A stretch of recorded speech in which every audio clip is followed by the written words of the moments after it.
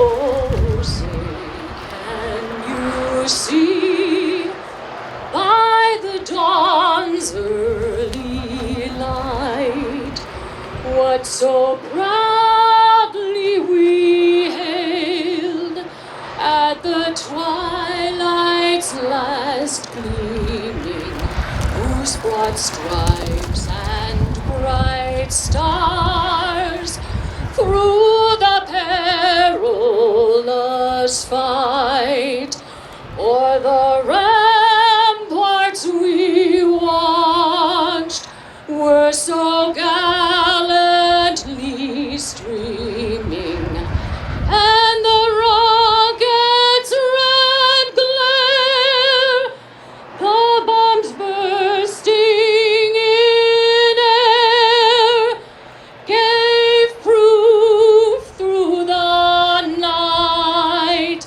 that our flag was still there. Oh, say does that star-spangled banner yet wave o'er the land of the free and the home of the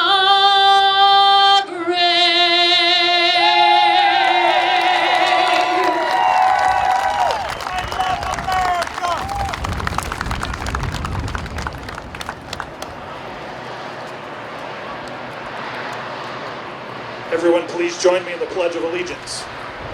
I pledge allegiance to the flag of the United States of America and to the republic for which it stands, one nation, under God, indivisible, with liberty and justice for all.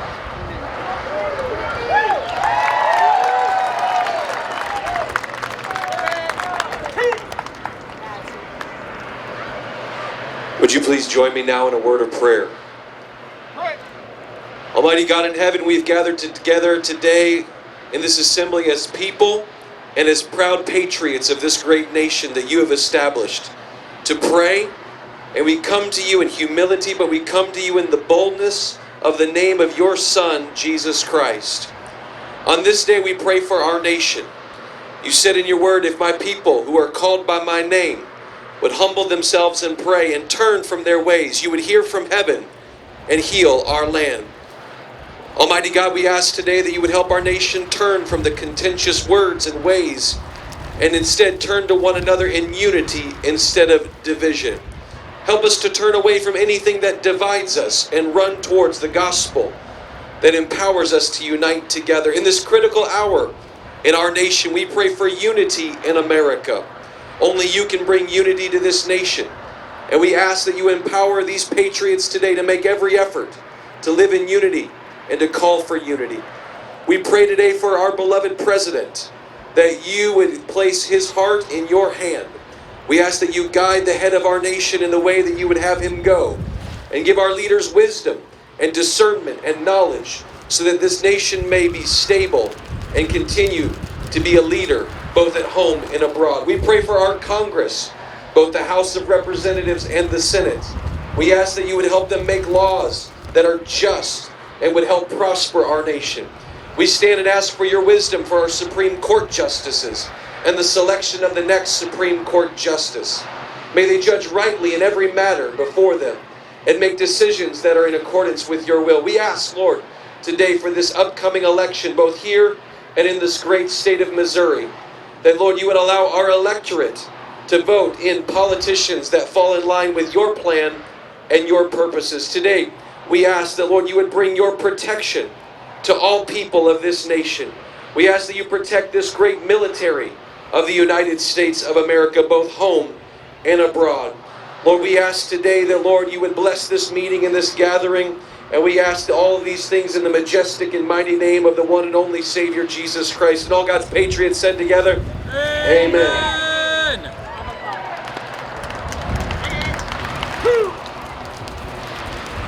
Could the color guard please retire the colors?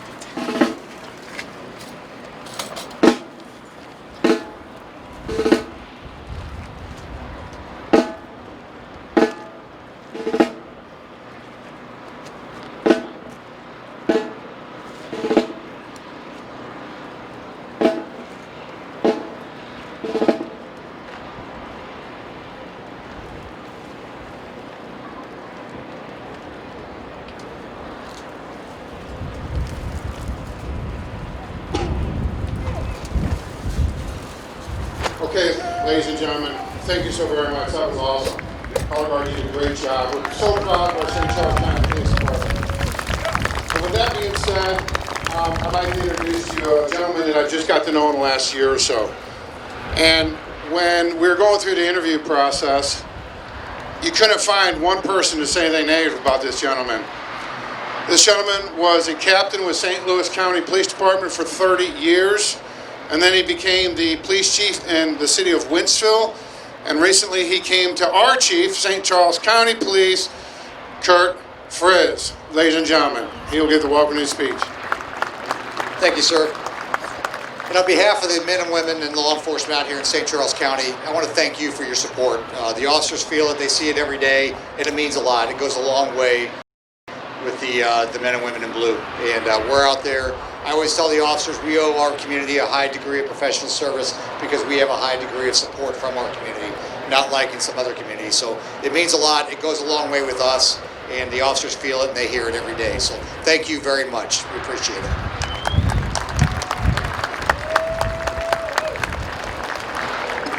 You guys ready to get started? All right, here we go. I'm going to introduce some of the elected officials, and I know you're thinking, oh, them doggone politicians. But first, I'd like to say something real quick. Give me 1 minute.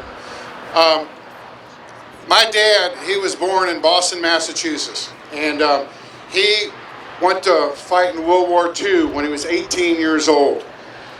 And when he came back from the war, he went to college in Northeastern, studying engineering under the GI Bill. And then he got a job in St. Louis and moved to St. Louis, met my mom, had a family, and then went to St. Louis University to study law. So my dad became a labor relations attorney.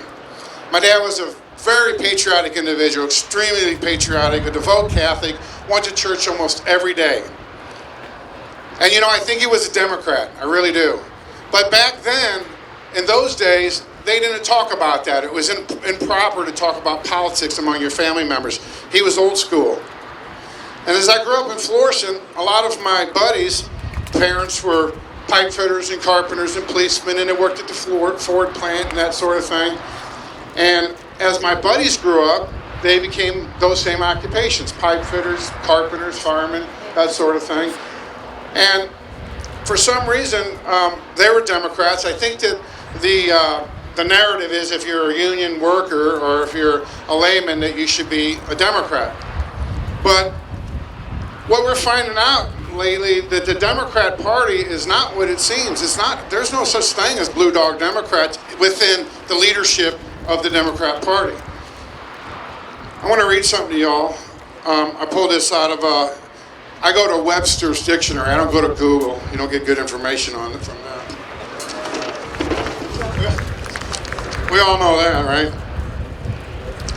His first order of business was to defund the police departments, defund the police departments so they would not interfere with the brown shirts, whose mission was to riot, burn, beat up, and kill citizens in an effort to sway elections.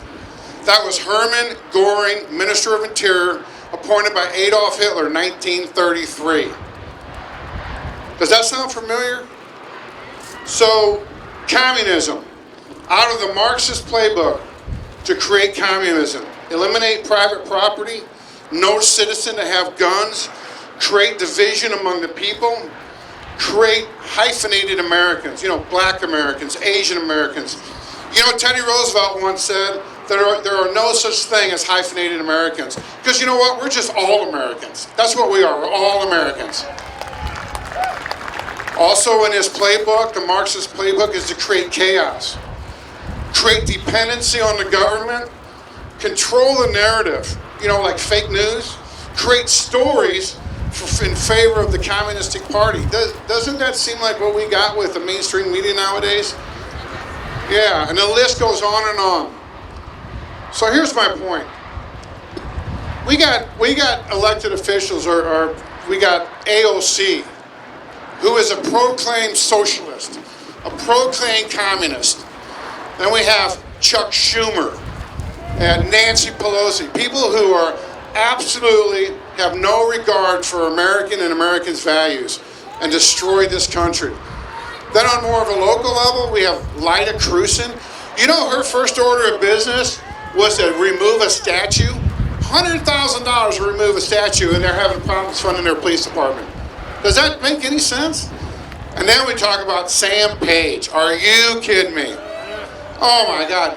Talk about controlling people's lives and business and making, you know what, I know what's best for you, so I'm going to tell you what you need to do, right? All right, so here's what we're going to do today. We're not going to refer to communists as Democrats. We're not doing that anymore because we got to follow our English language that was given to us by our English vocabulary. So under the definition that I just read, not my words, but Webster's Dictionary words, is those folks are communists. They are absolute communists, and it's right out of the Marxist playbook. And that's a fact. So there may be a few blue dog man Democrats out there, but I tell you what, a lot of them boys that I went to high school with and I still drink beer with, a Teamster buddy of mine, been with the Teamsters 30 years, he told me, Joe, I hate to tell you this, but I'm going to vote. I'm going to vote for Trump. I said, you got to be. His name's Pat. I go, Pat, are you kidding me? He goes, I am voting for Trump. And that boy and I have a lot of arguments, but this time they're coming around because they don't have a party. They don't. The real Democrats don't have a party unless you want to be a communist. And that's the other thing. If you want to vote for Joe Biden in that group, you're going to be voting for Kamala Harris. She is a communist. So if the next buddy you talk to says, you know what, I want to vote for Biden. So you're telling me this. You're telling me that you are a proclaimed communist, because that's what it is. So let's call it what it is, ladies and gentlemen. All right, that's all I'm going to say. All right, here we go. Let me get a drink of water. All right, ladies and gentlemen, the first person I'd like to introduce. My notes got all blown around here. Let me see here. We got.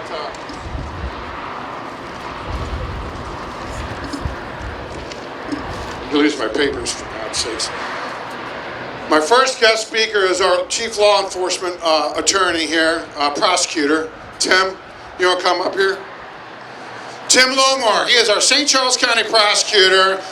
Our chief does a great job, and we have true law and order in this county, and that's one reason. Thank you, Joe. You know, one of the things I love about St. Charles County is that most of the people that live here chose to live here. And there's a reason for that. It's because we've got safe neighborhoods. It's because we have good schools. It's because we have a prosperous business community. And those are things that we hold sacred, and that's why we are one of the best places in all of America to live. And I'll tell you what, that starts in one important place: the men and women of law enforcement in St. Charles County.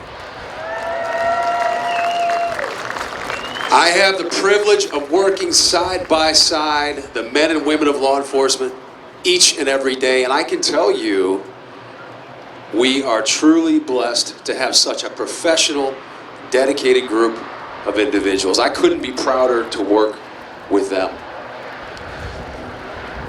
The movement that is Black Lives Matter, the movement that is Antifa, the movement that wants to defund the police. You know where that all started? Right across the river, Ferguson, Missouri, 2014, based upon a lie. The biggest lie perpetuated on the American public in our lifetimes. And the problem is, we all get it, but the media doesn't get it. And those who really aren't engaged may not get it, but there are certain people who do. And that's why it's vitally important, more so now than ever before in our lifetimes, to elect strong, conservative leaders who back the blue. Governor Mike Parson, Attorney General Eric Schmitt, and of course our President Donald Trump. We are fortunate and blessed to have a great legislative contingent here in St. Charles County. Nick Schroer, Ron Hicks, Bill Eigel, there's others here. I'm not going to say all their names, I'll forget somebody. Let's make sure they get back in. We need them. God bless. All right, ladies and gentlemen, our next is a state representative. He sponsored the heartbeat bill, Nick Schroer. Thank you, young man. Thank you all for coming today. God blessed us with a beautiful day, a little bit windy, but nothing that we haven't faced before. And as I said that, it's probably the biggest wind. Before I begin, I do want to acknowledge a couple people that aren't going to be on the speaker's list. I know we have David Linehan running for Senate. We have Richard West running for state rep. We have Ron Hicks, my good friend, in the crowd somewhere. We also have an American hero, a Missouri hero, that I know he's going to kill me for saying something. I grew up with his cousins, and unfortunately I saw in the news a couple years ago that an officer unfortunately was shot. I believe it was Rock Hill area. So Officer Matthew Crosby is here with us today. If everybody can give him an enormous round of applause. Thank you, officer, for your service. Thank you. Thank you for all that you do. I'm sure that I'm going to get a message later about this. But I think you can tell from the speakers today how we feel about our law enforcement, how we feel about our first responders. From the state level, passing pieces of legislation like the Law Enforcement Officers' Bill of Rights, which we need to do, to things like increasing the criminal penalties on those that target our men and women in blue, which we have done. there is so much more that we can do to let the men and women in blue know that we have their backs. And when I grew up in Ferguson, Missouri, it became apparent to me that society was shifting. From 9/11, when I saw that the men and women in blue running into harm's way were put up on pedestals as American heroes, which they should be. Now we have a class of society, extremists, that want to not only defund police, but villainize them. I think it's clear that the silent majority in this state and in this nation give their love and appreciation to the men and women in blue, and rightfully so. Being a politician, which a lot here would tell you, me not being politically correct, they wouldn't classify me as a politician, but being a politician and attorney, I could talk all day long, especially on how important backing our blue is. But we've got a lot of people here who came a long way. This next speaker, I've served with her since my time in Jeff City in 2017. She's a passionate advocate, not only for life, liberty, and the pursuit of happiness. She's a passionate advocate for our men and women in blue. And I think it was last year, she made the decision to file a piece of legislation allowing us, we the people, when we get our new license plates, to have the thin blue line on our license plates. And that money, I think it's $10 out of those plates going to help the men and women in blue. So all the way from Boone County, I'm going to introduce our next speaker, Representative Sara Walsh. It's great to be with you all today, and I just want you to know that here in Missouri, we do back the blue. It was an honor to file this bill in 2019 and to have the House and Senate and our wonderful Honorable Governor Mike Parson sign it into law. You can get your own Back the Blue license plate by going to Department of Revenue's website and signing up for one there. $10 from your purchase, your registration fees will go to preserve the Missouri Law Enforcement Memorial that sits on the riverside of the Capitol. God bless you all, God bless you, America, and God bless our men and women in law enforcement. Thank you so much. All right, our next speaker, this guy, every time I meet him, I like him more and more, and I just really do. He's a really good dude. And he's running against Communist Sam Page. You know Paul Berry, you heard of him? Yes, Paul Berry is running for St. Louis County Executive, and I told him he's got 3 minutes. He likes to talk a lot, so I'm gonna have to pull him off stage after his 3 minutes. Mr. Berry, thank you. St. Charles County, St. Louis County, how we doing? Bottom line, campaign, platform's very simple. It's one word, freedom. So I'm looking at all these lovely people today. I'm asking myself, what will it take for me to defeat Sam Page? If every single able-bodied person that's here today will come to the Trump office in St. Louis County and give me a couple hours of your time to knock doors, we will defeat Goliath. There's a lot of important races going on in the St. Louis County area in the state of Missouri. Let's make sure that we get behind Mike Parson. Let's make sure we get behind Ann Wagner. Let's make sure we get behind Eric Schmitt and Mike Keyhole and the rest of the team. So, I want to spend my last 90 seconds talking about the paper that cried wolf. In other words, the St. Louis Post-Dispatch. Have you guys ever seen this rag? Post-disgrace. One editorial person said that I couldn't beat him and he's not on the ballot. And they keep on trying to put this narrative that he can't win, he can't win, he can't win. Then I started asking myself, if I can't win, why do they keep talking about me? So I'm going to share a little polling information with you guys, since you guys are all my brothers and sisters. Sam Page has a 39% approval rating when Joe Biden is winning the county by 57%. What that means is there's opportunity. But this is what I need in the last 2 weeks. My website is berry4missouri.com. I need every patriot here to put a donation in what you can afford. If you can afford $10, that's great. If you can afford $1,000, that's great. If you can put up $10,000 against the cause, I appreciate it. That's number one. Number two, I need people walking the next 2 weekends, dropping lint to people that don't know who I am. If you want to beat this socialist who likes to kneel with Black Lives Matter, no. My mama taught me to stand on my feet. Something I'm going to tell you very simply. I'd rather die on my feet than live on my knees. And that's a very basic concept, ladies and gentlemen. Now, most of the races in all throughout Missouri are pretty much over after the primary. You vote for Trump, you go home. I need poll workers. I need people that are going to be at the polls to make sure we're not getting cheated. Who can work a poll for me? Raise your hand. No, that's not enough hands.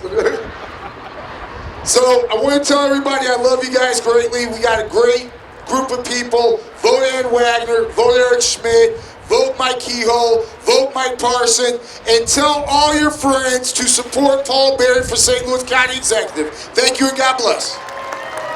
Thanks, Paul. Our next speaker has fought for Missouri's men and women in blue throughout his time as Attorney General. Ladies and gentlemen, please welcome Missouri's Chief Law Enforcement Officer, our Attorney General, Eric Schmitt. How we doing? What a crowd. This is great. Listen, I'll be brief. I just want to say a few things. Number one, it is an honor to serve as your Attorney General, to be the Chief Law Enforcement Officer of this state, and I will never back down. I will always defend our Constitution. I will always defend our Second Amendment rights. I will always defend law and order. Always defend the rule of law. And always defend the men and women of law enforcement. Let me just say this real quickly. This is specifically to the men and women of law enforcement. This is an incredibly challenging time for you to serve and protect. There are calls to defund the police. There are shortages of police officers. There are early retirements. But let me say this. I will always have your back. The people here will always have your back. We there? And everyone here will always have your back. Thank you for what you do. We appreciate you, and God bless the great state of Missouri. God bless the United States of America. Thank you very much. All right, guys. Now, our next speaker. And listen, we only got a couple more of these politicians. We'll get through them, all right? Believe me. But we got some good ones coming up. Ladies and gentlemen, our next guest is a guy who actually gets on every nerve I have, but I actually really like him. And that's you, Bill. Senator Bill Eigel, who is an absolute true conservative, ladies and gentlemen. A true conservative. And a veteran, by the way. So he's one of our good senators. We love him, all right? Thank you. Hello, St. Charles, and hello, St. Louis County. All right. Who's ready to celebrate how awesome America is? Who's ready to celebrate the victory we're going to have in just over 2 weeks? Who's ready to celebrate how awesome our law enforcement and our veterans are? I'll tell you what, that's where I want to start. If you are in the crowd, or if you are helping work at this event, if you are a current member of law enforcement or a first responder, or you're a former member of law enforcement, stand up and let's recognize those individuals, because we love you. All right.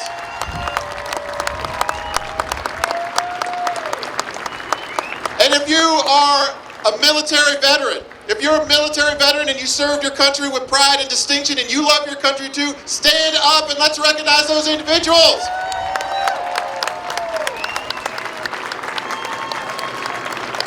Very nice, very nice. Listen, I'm going to say something that basically every politician says when they are given a speaker during election season. And that is that this election is the most important election that you have ever seen. That's right. But the reason that always will be true is because this election, like the one in 2016, like the one in 2012, we have never had more government than we have right now. Never has more tax dollars and rules and regulations been applied to your life and your business and your family than right now. And if we don't go out there and vote in defense of our country, we're going to be the ones to pay the cost. So I'm asking every one of you, you have tremendous candidates that are going to be up here and they're going to fight for your liberties, they're going to fight for your rights, and they're going to stand behind you. But for the next 2 weeks, let's stand behind them. Now I've got a couple things that I want to take care of. One, Amendment 3, vote yes. If you don't want your legislative districts gerrymandered, vote yes on 3. And before we get that started, I want to do one other thing. I want to introduce you to a real American hero. Ryan, come up here. Come up here. He didn't know I was going to do this. I want to introduce you to a close friend of mine. His name is United States Air Force Major Ryan Taylor. He's retired as of October 1st. Now, for those of you who've been in the military, you know that normally you get a retirement ceremony when you leave service that thanks you for your service and gets a thank you from all those around you that you've worked for. But you know what? Because of what was going on with COVID-19, he couldn't have that special going away, that thank you from his friends and his families. But you know what? He moved back here to the state of Missouri, and he's going to live his life here. His family's from here. And after coming back, you survived Washington, D.C. He's going to live right here in this great state of Missouri. Now, Ryan is a combat helicopter rescue pilot. That's right. So when our troops were on the front line and they got injured and they needed to be pulled out of some pretty tough, sticky situations, guess who was going to save their lives? This guy right here. This guy right here.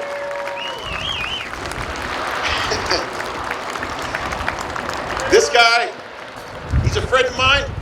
I love him. And let's all thank this guy for his service. We love you, man. We love you. Thank you.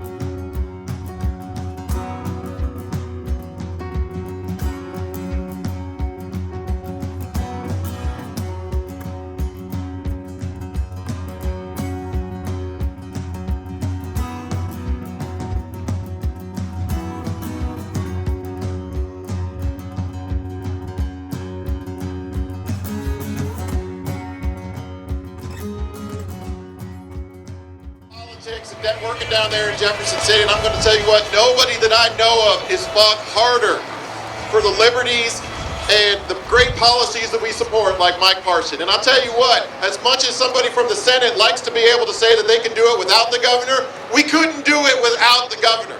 Mike Parson's a strong conservative. He believes in the founding principles that have made Missouri strong.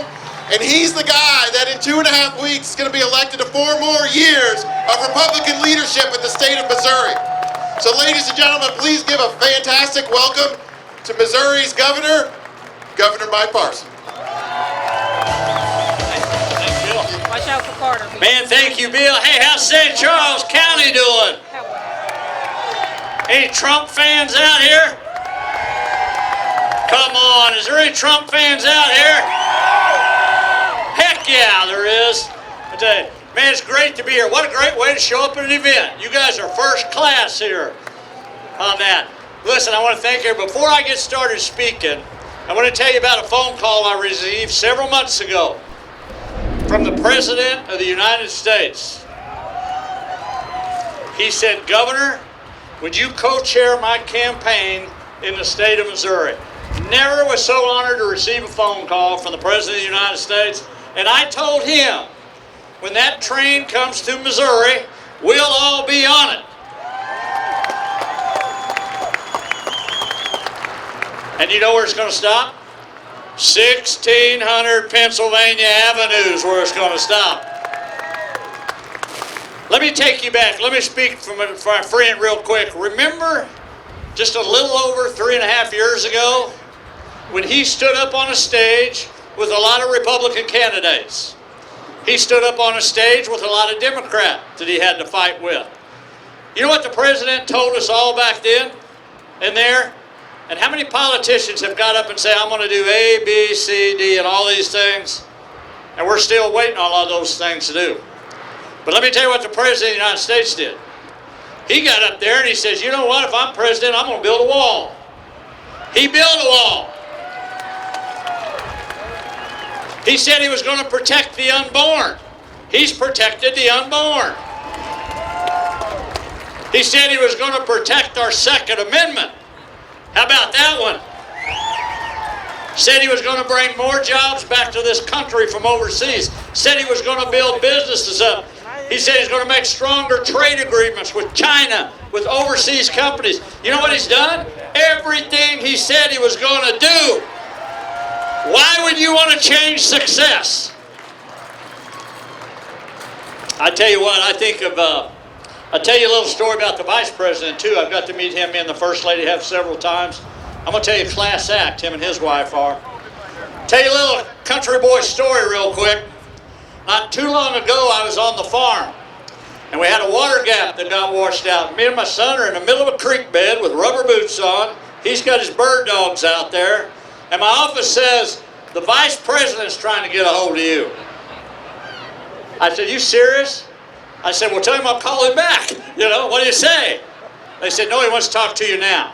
So I'm standing in the middle of a creek bed. Now, this is just the kind of guy he is, so I want to share this with you. So he's talking about official stuff for a minute. I said, Vice President, he said, what are you doing? I said, well, I'm in the middle of a creek bed trying to fix the fence. That's what I'm doing. He said, well, that sounds like a Missouri governor would be doing that. He said, did you say your son was with you? And I said, yes, he is. He said, let me talk to him. And the Vice President of the United States took time to talk to my son. That tells you the real character of who that guy is, I can tell you that. I'm proud he's my Vice President. Let's talk about Missouri for a second, though. Let's talk about where we are in this state. And let me tell you what we're up against in this election for the President and the Vice President and for me as governor. We are truly up against socialism. You've never seen the divisive nature in our country that we're seeing today with what the other side is presenting. My opponent has been endorsed by Elizabeth Warren. Is there anybody in Missouri lines up with Elizabeth Warren? She lines up with Harris. Harris is the one that's going to come to your doorstep and take your gun away. I don't think so in Missouri. That's not going to happen. Good luck with that plan. That's not going to happen here. That's what she does. She believes with Harris with the new Green Deal. How about that thing? Cost all of us about $90,000. How many of you out here got a $90,000 check in your pocket? If you do, you can help me on my campaign if you have that. We're not going to be doing no new Green Deal. Let me tell you something.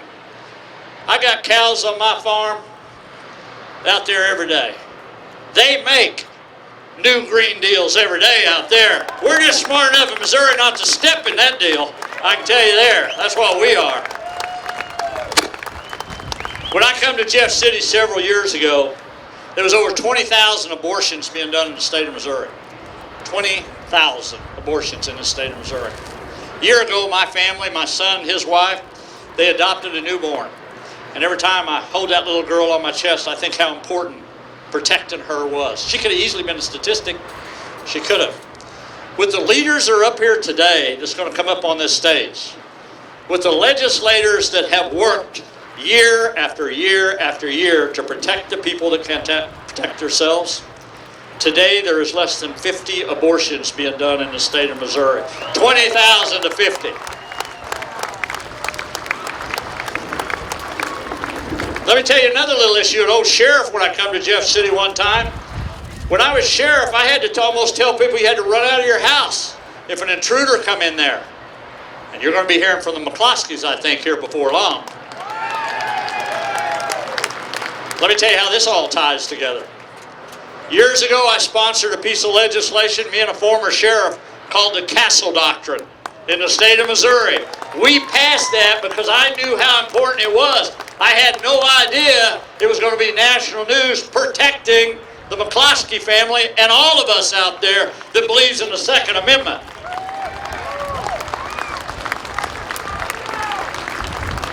I have the highest rating of the NRA can have, and I appreciate that very much.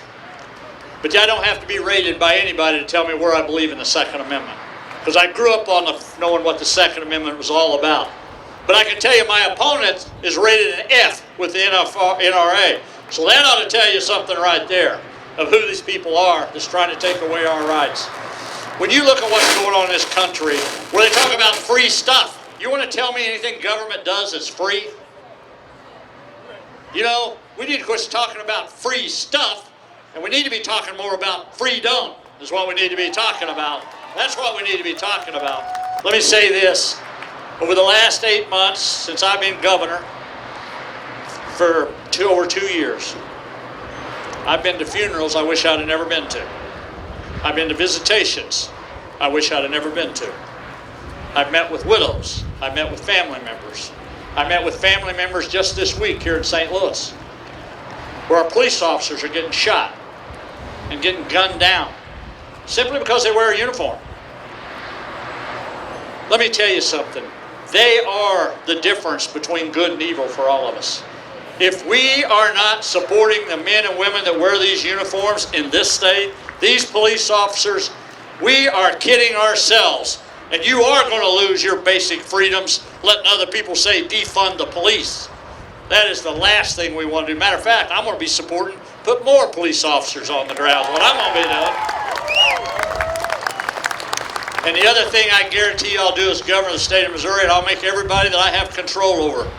We are going to support the men and women in blue, and we're going to give them what they need to protect you, but more importantly, protect themselves when they go to work. That's what this rally's about today, sticking up for those people. And I will tell you this much.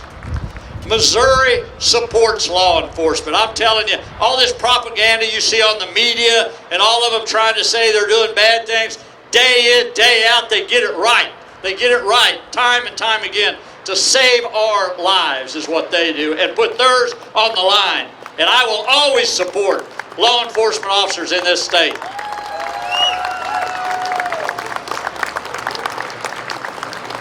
Now let me finish up by saying this, because why you're here today and why I'm here today. You know, I grew up in a little town of 356 people. My mom and dad were simple farmers. Cows, hogs, chickens, big garden. In scheme of material things, we didn't have much. But I grew up with the good Christian values. I grew up with moral values. And I grew up with the love of this state and the love of this people. When I grew up in that little school, there was 2 American flags that flew in that town. One was over the post office, one was over the schoolhouse. And I said the Pledge of Allegiance every morning.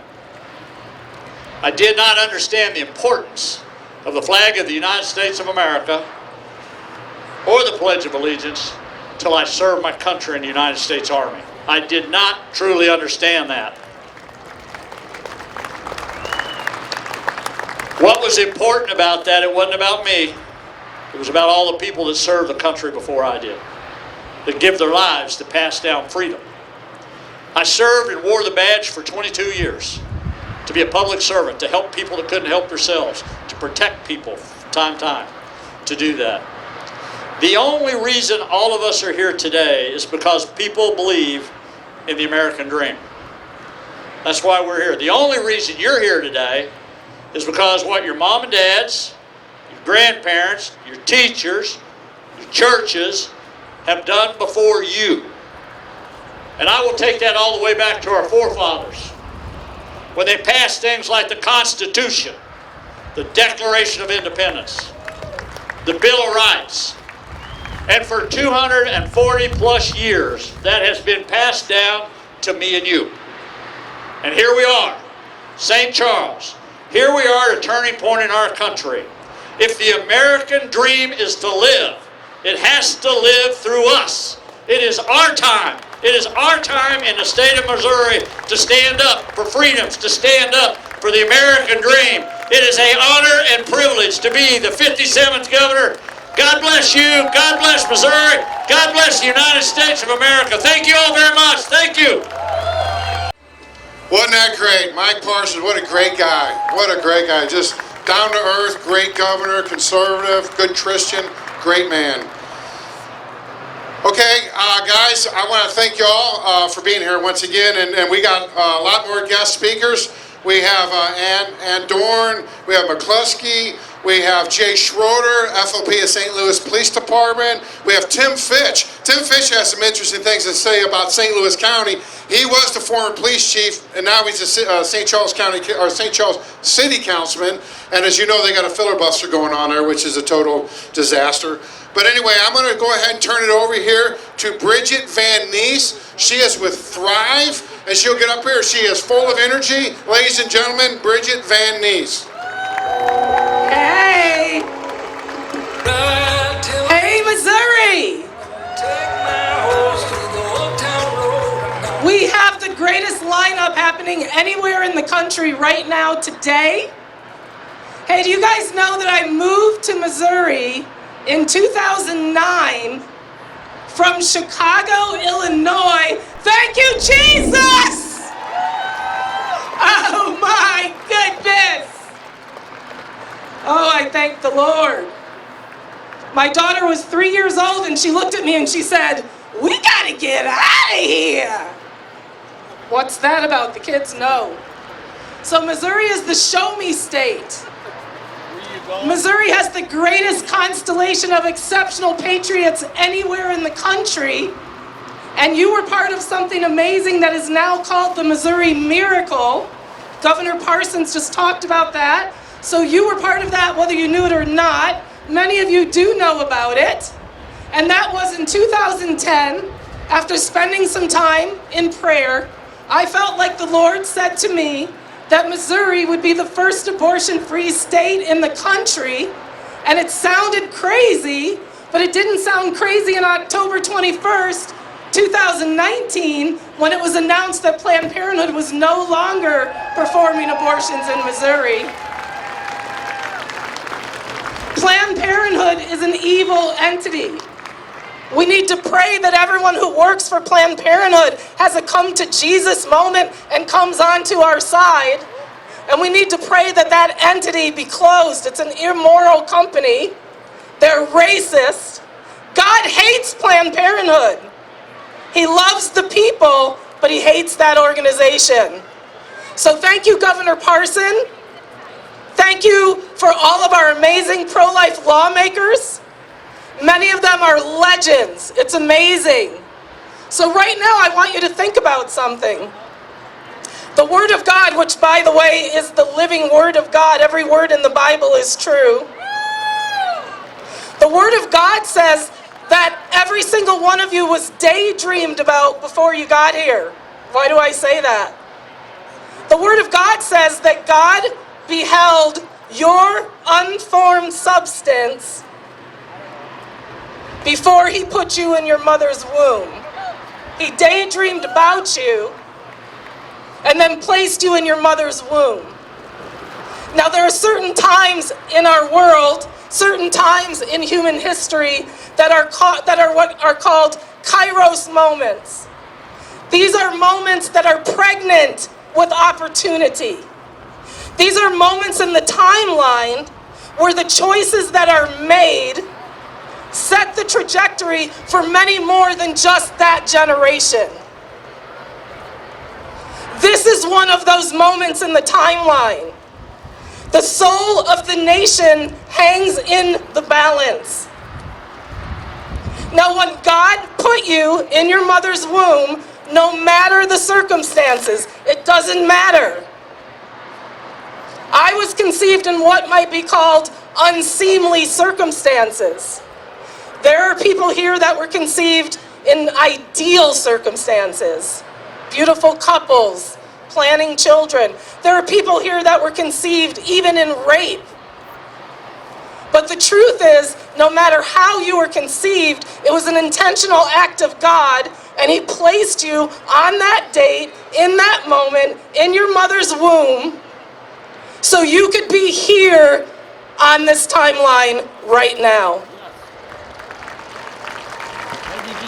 He knew that in this moment, in this actual moment, in this moment in history, that the future of the nation would hang in the balance. The soul of the nation would hang in the balance. And he placed you in your mother's womb so that you would be here in this moment, so that you would be here on November 3rd, and that you would set the future of the nation for 4 generations. And so God will be with you on November 3rd, but he also will be with you today, and you need to understand it must be more than just a vote. You must open your mouth and make your opinion known. Don't you dare have Facebook and not challenge the lies that are looking to destroy the legacy of this nation. You must speak out. You cannot just be silent majority anymore. You must be vocal majority. If you want to know how to do it, just go on Dr. Nepute's Facebook or go on mine. Tomorrow's post will be simple. It's going to say, statement. Joe Biden is a racist. Discuss. We have to start speaking out. And so with that, I'm very honored to be announcing an amazing man. This man is formidable. This is Officer Jay Schroeder. He is the president of the St. Louis Police Department Association. Let's give it up for Officer Jay Schroeder. Thank everybody for coming out. I guess they say the war on law enforcement is true. It's been a rough summer for us. I'm in the city. We've had 41 policemen shot at, 9 hit, and 1 killed by gunfire. People ask me all the time, what's the best thing they can do for us? It's to elect people like Governor Parson, Donald Trump, Nick Schroer, Bill Eigel. Those are the people we need to elect and keep moving us forward. Thank you. Fast and powerful. All right, I was getting all comfortable. I was like, I'm going to sit back and listen to this message. All right, our next speaker, which I believe we're moving the order a little bit, right? We don't have Stacy yet. So we're going to have another mighty man of God. He's been placed for such a time as this. He is a courageous firebrand. He is actually a political genius. He is St. Louis County PD chief. Sits on the city council now and is uncovering and creating a divide, which is amazing because we know we have to have major change. He's outspoken. He's a change agent. Let's welcome Tim Fitch.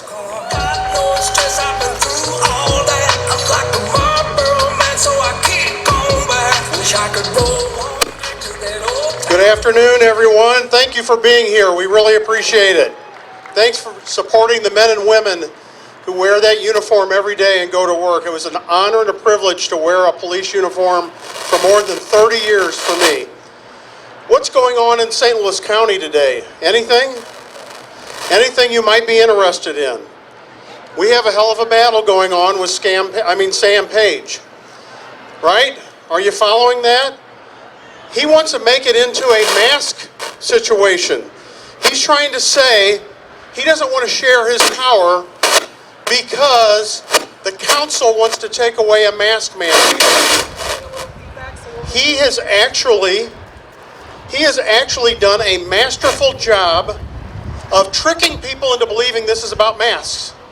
It's not about masks. It's about separation of powers and checking the power of the executive branch of government. That's what it's about. It's not about masks. So he is trying to convince people that we want to kill grandma. That's what he's trying to do. That's not what this is about. I read somewhere there should be a check on balance of power, right? The legislative branch checks the executive branch. That's all we're trying to do. You know how many times Sam Page or his health director have come to the county council and explained to us why they're making the decisions they're making? 0. Not one time. That's what we want. We represent the 1 million people in St. Louis County, and we think they need to have a voice. That's what we're trying to do. Thank you. We appreciate your support.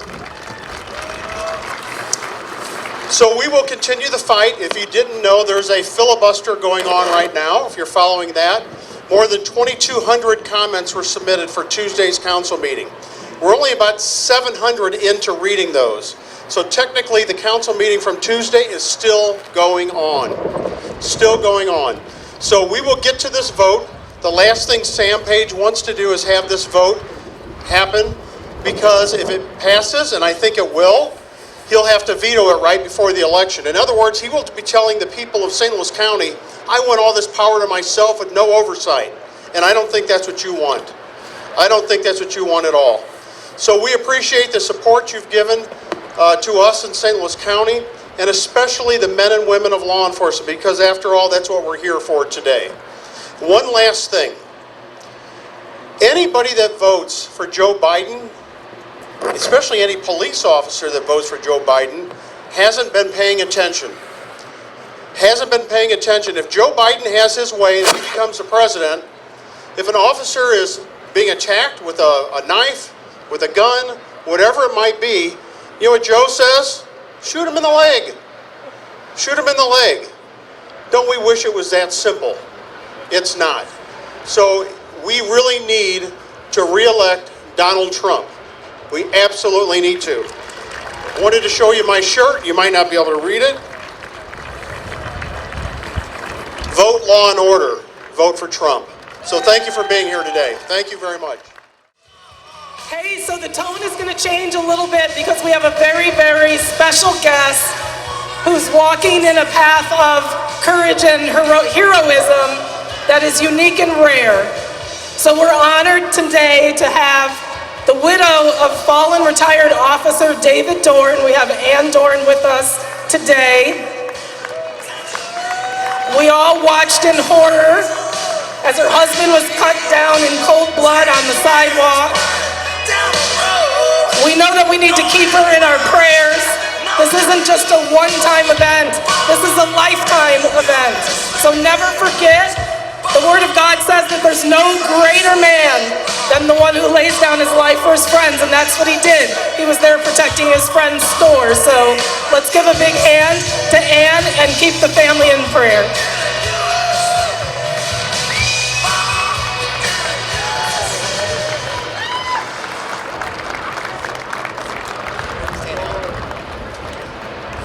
Good afternoon. I want to thank everybody for coming out.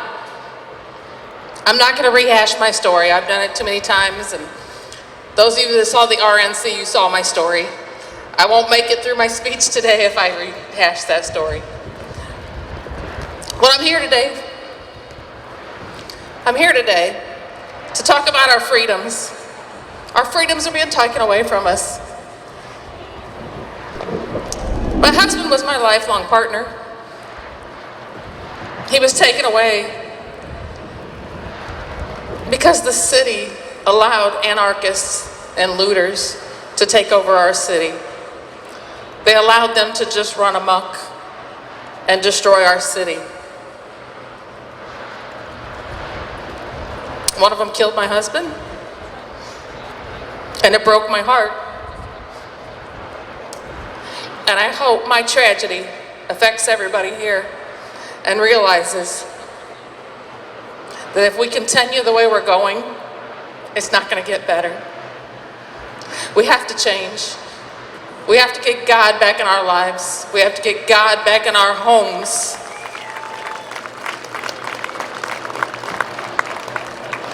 We even have to get God back into our schools.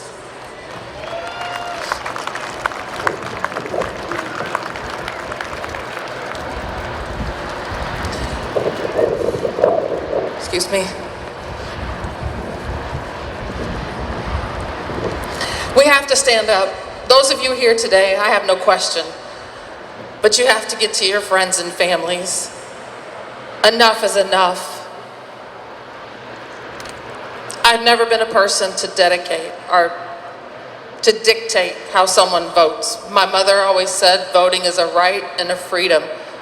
You vote for the best candidate. All I ask is of my friends and of you, and any undecided voter out there. Educate yourself before you vote. Don't just take things on face value. Don't just vote the same party lines you've always voted. Educate yourself, see what's best for our countries, and who's gonna keep us free. I live by the life, liberty, and pursuit of happiness. My freedoms of religion, my freedoms of being able to be an American. I've lost my husband. I grieve, but yet I'm extremely happy to be alive and to be able to be here with you guys today.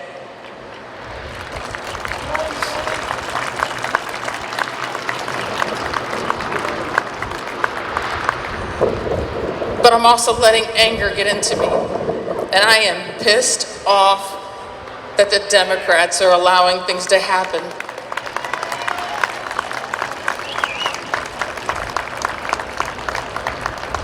This is the first time I've said it since my husband died. But please, we really have to get Trump in office. God bless you all. Thank you for coming.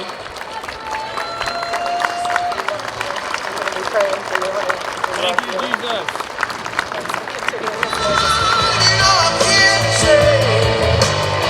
Praise God.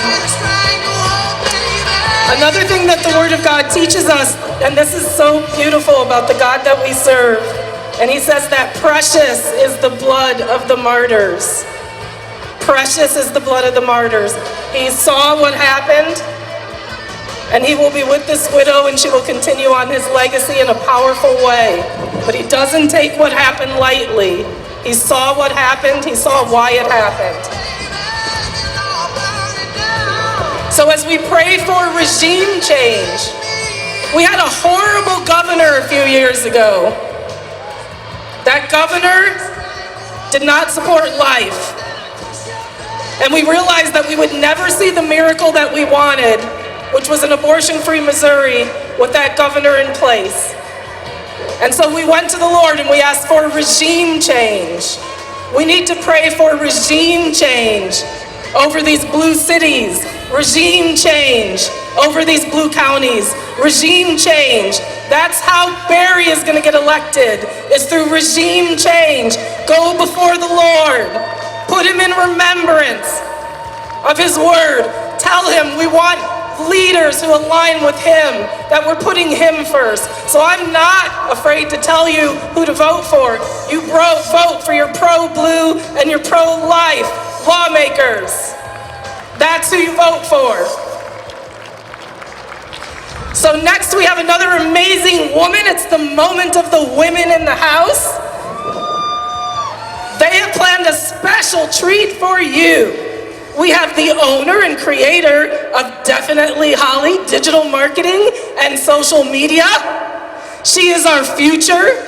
She is a political commentator that Frank Sinatra would say, does it her way. Let's give a big hand to Definitely Holly. How y'all doing out there? A big crowd, I love it, love it. So, for those who don't know me, I am conservative Christian millennial Definitely Holly. Woo! I am so honored to speak here today, and it is so windy. I had a cute little cowboy hat too, but that would have blown right off, so thank you for having me. So, again, I'm a millennial conservative Christian who is voting for Trump again. Woo! I'm also a well-known AOC impersonator, so if you look me up on my YouTube channel, you can check that out. Love making fun of that girl. I'm a small business owner. I own Definitely Holly Social Media Consulting. I help businesses out with their social media, like what I've done for myself. I have followers all across the United States and in other countries. I help out Ultimate Defense. They treat me like family. Paul and Susan Bastine, they're amazing. If you are out there and you need to get involved. You need to head on over there.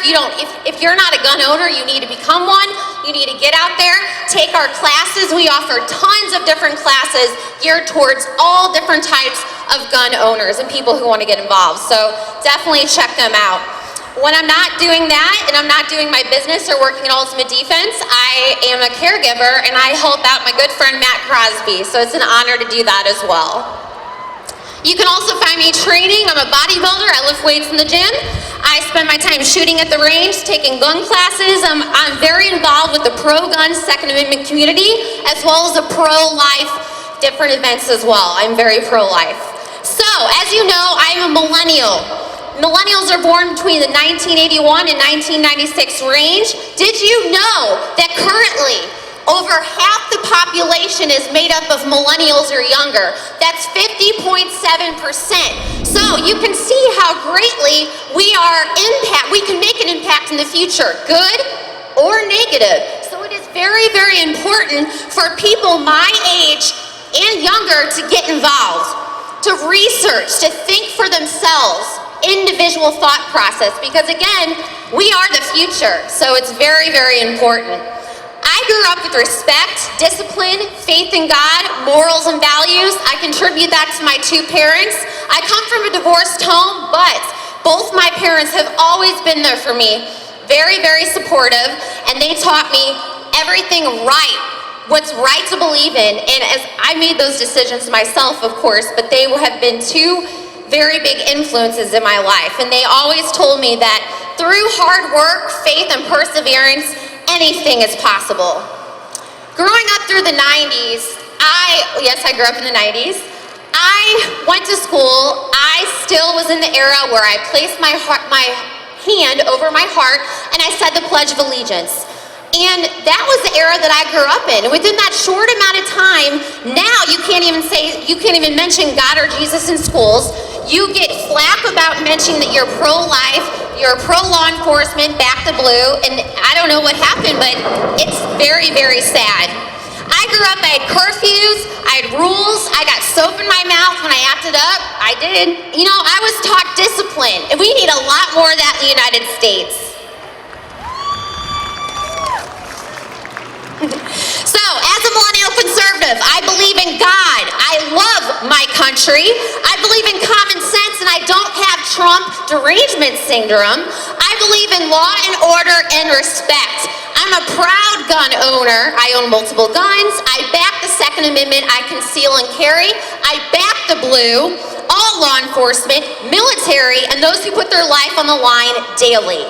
All lives are important. I don't care what color you are. I don't care if you're a man or woman. All lives are important, including the unborn. I believe in the American dream backed with hard work and faith. Personal responsibility and taking action is also key.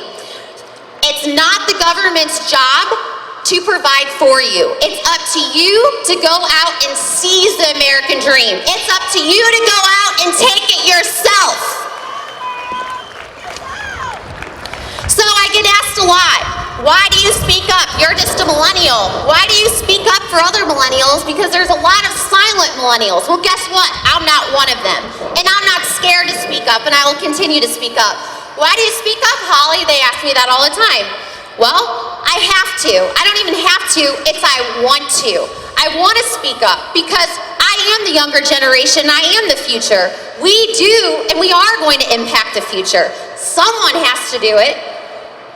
Your future is on the line. With having such a large percent of millennials in the U.S., we need more voices, and we need to make that positive impact. Like I said again, there are silent millennials, but I am not one of them.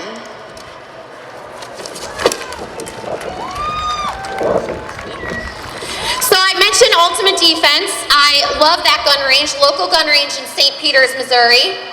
Again, if you're not familiar with them, go ahead and check them out. It is so important to get involved, especially everything that is happening, from the riots, from the violence, everything. You need to be protected. I am all the time. New gun owners, more women getting involved, it's incredible, especially younger people as well. So that's very, very important. When it comes to police, I grew up reading books, I grew up watching movies. Police were honored. People showed respect. They looked up to police as heroes, especially firefighters as well, and people in uniforms. We need to keep that in America because that same truth is true. So we need to keep that in America because they are important and they are the backbone of this country. While the media portrays the same old narrative, there's a whole other side that people don't see. We have a war on police. Law enforcement risk their life daily, every single day, and they're suffering under gunfire. The violence which we have experienced this summer against our police officers is none like we have ever encountered in the history of our department. Do you know who said that? St. Louis Police Chief John Hayden. 9 officers have been shot in St. Louis since June. That's 9 too many, along with the death of retired police captain David Dorn while protecting a friend's store. It's not right. These people, they're getting shot way too young. My good friend Matt Crosby, I helped take care of him. Just helping him, being there for him, and witnessing his daily routine has really been an eye-opener to me, because that really puts things in perspective and really makes you open your eyes and really be grateful for your own life. So that has been a really eye-opener for me, and he is a wonderful friend, he is a wonderful person, and I back law enforcement.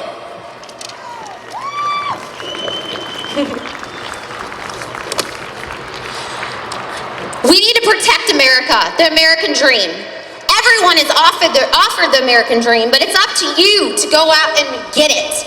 Opportunities are endless, but again, it's up to you through hard work and perseverance to go after and get it. Real quick, I'm going to share with you a good friend of mine, Frank Doon from Dublin, Ireland. He is one of the most patriotic Americans I know. He owns the gym in Key West, Old Town Fitness, that me and my brother represent. He is amazing. He came here the right way, the legal way. Through hard work and perseverance, he's traveled all over the United States. He's made his way to Key West and opened up his gym.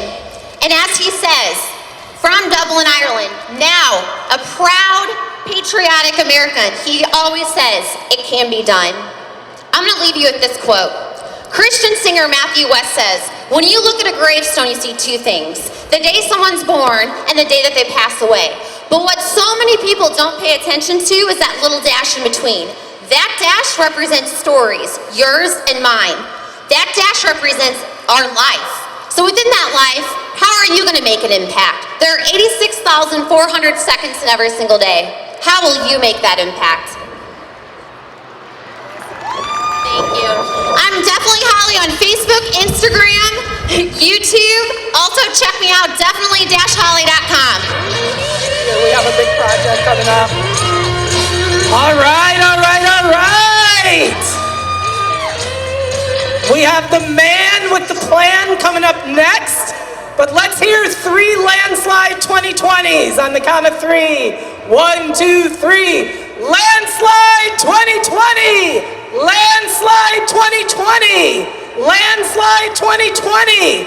That means vote life. Vote pro-blue. Kara, one of my team members, is going to start throwing out some t-shirts, some Vote Life t-shirts. So the man with the plan. Let me tell you about this guy. First of all, out of nowhere, we're just again blessed to have him here in Missouri. He is the most censored. He is the most censored physician in the nation. Why? Because he speaks truth. Because he cuts through lies. His protocols have served and blessed hundreds of thousands of patients. It is Dr. Eric Nepute! What's up, Missouri? Hey, let's get some energy going here. I want them to be able to hear us in St. Louis County because they don't want to do these things over there. Come on, let's get loud. There you go. All right, so listen, here's the deal. I want to tell you the truth, the whole truth, and nothing but the truth. But before I do that, I want to give a huge shout out to all the men and women that are here in law enforcement right now, supporting us, standing up for us, protecting us. Thank you all so much for being here. If you weren't here, we couldn't do what we do. So thank you so much. God bless you all. God bless you all. Those of you that follow me know that I'm all about common sense. Common sense health, common sense life. Unfortunately, common sense, well, it ain't that common anymore, is it? So here's the deal. I want to give you some information to help empower and inspire you guys. Let's talk a little bit about what's going on. And there's like this weird thing going on in healthcare right now. Have you heard about this? There's this thing, right? This SARS-CoV-2 thing, and people say, Dr. E, what do you think about this? I said, listen, it's a real deal, and here are the facts. I want to give you some facts so that you get rid of your fear, and so you can have some faith in your body and some faith in what can really happen. So here we go. According to the CDC and Johns Hopkins, I want you to know that yes, there is a virus, but yes, we can do things to help ourselves. And you guys just heard Bridget talk about hundreds of thousands of people are using our protocols all the way up to the highest level possible. And I want to share with you some of those right now. But here's some info. Did you know that the survivability rate right now of COVID-19, if you get infected between the age of 0 and 19, is 99.97% if you're between the age of 0 and 19? Did you know that if you're between the ages of 20 and 49, you have a 99.98% survivability rate? And those of us that are 50 to 69 have a 99.5%. Here's the deal. We base our policies right now off of this infection rate. But without correspondence facts, listen, the deal is this. They are not telling you that it's actually a good thing that a lot of people have this. You want to know why? Because there's this thing called herd immunity. And we're getting close to that if we're not already there by now. 30% of the population can't even get this thing, according to the CDC. And if you're not under the age of 70, your chances of surviving this thing are 99.98%. Did you know that if you look at the all-cause death right now, all ages of the flu that happens every year, y'all remember regular sick, regular colds, regular, sniffles? How many of you guys are scared to cough and sneeze in public right now? I was at the airport the other day and when I let it go, I let it go. And when I'm sneezing, everybody knows, my wife and kids will tell you that. And I was scared to death that TSA was gonna throw me off yet another flight. How many of y'all know that's happened to me at least once? The flu right now, death rate, I don't know if you guys know this, it's 0.13%, according to the CDC. If you look at the all-cause death, do you know what the death is right now, death rate of COVID-19?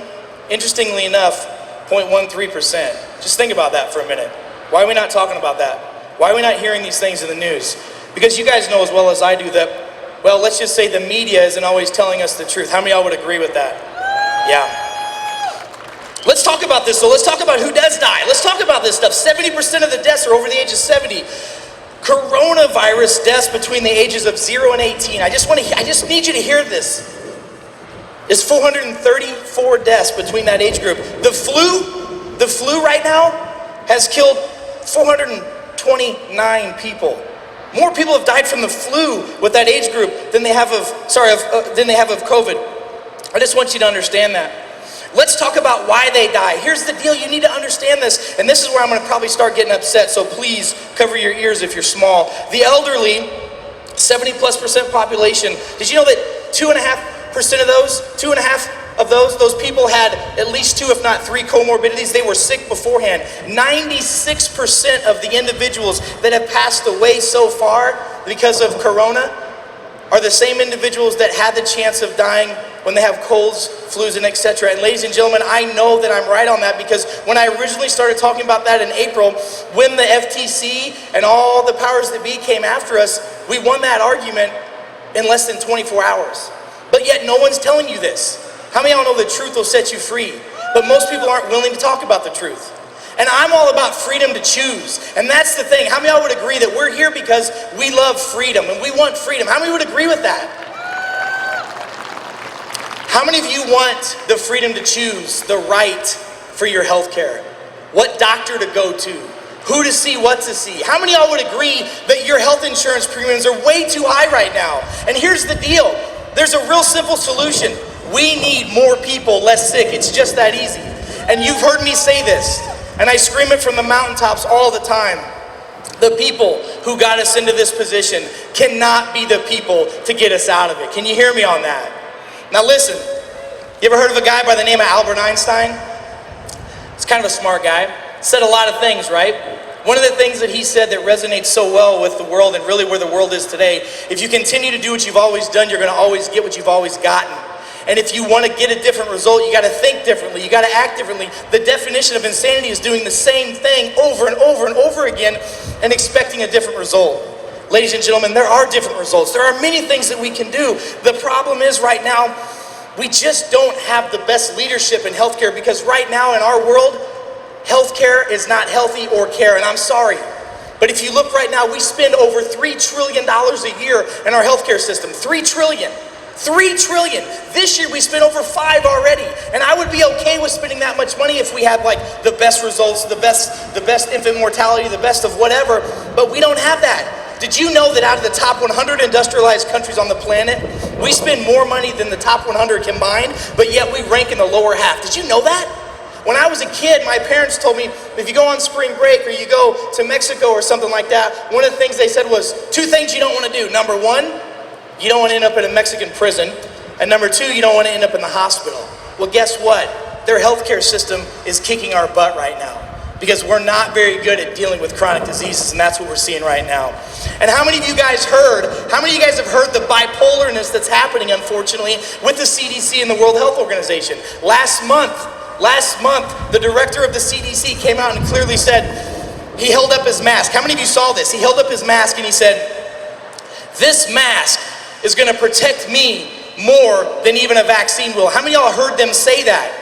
But then on Monday, on Fox News, on the news, what did they say there? They said, well, you know, these masks aren't really there to protect you, they're there to protect others. Come on! We're getting too many mixed messages. We don't know where to turn. That's what I'm telling you. The people that got us in this position cannot be the position that are gonna get us out of that. Can I get an amen on that for a second? Now, let's talk about some other things real quick. Oh, did you guys know that 9 out of 10 people that were put on ventilators during this process died? Did you know that? 9 out of 10. That process didn't work. That's not the system that we need. Here's what we need to do. This is the deal.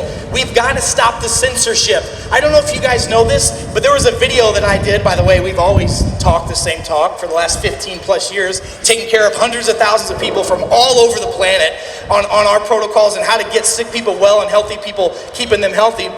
But we had a video that I did back in April, and I said, listen, there are 36 coronaviruses that we know about that have been detected on the planet so far. And you know what? They're 50% of all respiratory infections that we deal with every year. It's a virus. There are ways to deal with this virus. And yes, I'm not making little of this. I know that you have friends and family and loved ones that died. But that's because the quality of care that we gave them wasn't the quality of care that we should have. It's not okay the way that we've treated our American citizens. It's not okay the way we've treated our veterans. It's not okay the way that we've treated our world right now, and we're paying the price for it. How many of you all think that the juice is worth the squeeze? The lockdowns, you guys think that this has been okay? We're ready to open up the world. We're ready to open up Missouri, and I just want to give a huge shout out to the men and women, especially in St. Charles. St. Charles County Council, St. Charles County Executive have worked hard to keep St. Charles open. That's why we're here today. I'm so proud to live in St. Charles County, and I know many of you are as well.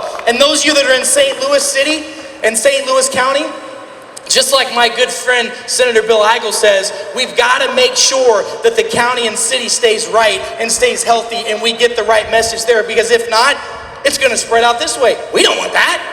We want to make America great again. We want to make America healthy again, and we can do it. Now I want to talk to you real quick about some truth. Hospitals have never been overrun. That's a fact. I'm sorry, I'm just telling you that right now. Cuomo even came out and said that it didn't happen. It didn't happen in New York, which is the center of this thing. They just said that. Their web of misinformation is unwinding in front of the world, and you all are seeing that, aren't you? How many of you are seeing that right now? Doctor suppression has been unbelievable. You know, we did a video back in April. We talked about the protocols that people need to do for coronaviruses. We said zinc. How many of you guys have heard about me? I'm the famous doctor that says that Schweppes tonic water cures coronavirus and cancer. I never said that. Just like Paul Berry said, they're spinning their words to push a narrative. But what we do know is this. We know that taking the right vitamins, nutrients, and supplements can help you. There was a study, listen to this. This is very important that you hear this. There was a huge study that was done in Massachusetts from 1998 to 2001, and what they found, listen to this is huge. What they did was they studied men and women in nursing homes. 80% of the people that have died in nursing homes. Did you hear this? And here's the deal. They studied their vitamin levels. One of the vitamins they found was something called zinc. when zinc levels are low, when they're below a 70, you have a 40% chance, 40% chance of dying of respiratory diseases and all causes. Why was that not all over the news? Why have we not been giving the men and women that we are putting into situations like nursing homes and assisted living that are elderly, that are sick and that are weak, why are we not giving them that zinc? If we would have done that, and if we would have followed the studies that came out of Ireland, out of Iceland, out of Japan, and now out of the United States that show if vitamin D levels are low, that you have a higher risk of getting an infection. And it could be worse. Why are we not talking about that? If we would have been talking about that from the beginning, which we did, 50 million people watched that video before YouTube took it off, before Facebook took it off, before they tried to suppress that message, because guess what? That potentially could have saved the lives of tens of thousands of Americans if that message would have got out. Do you understand that suppression is real? Freedom of speech. We need to have freedom, and that's what we're here for today. Would you agree?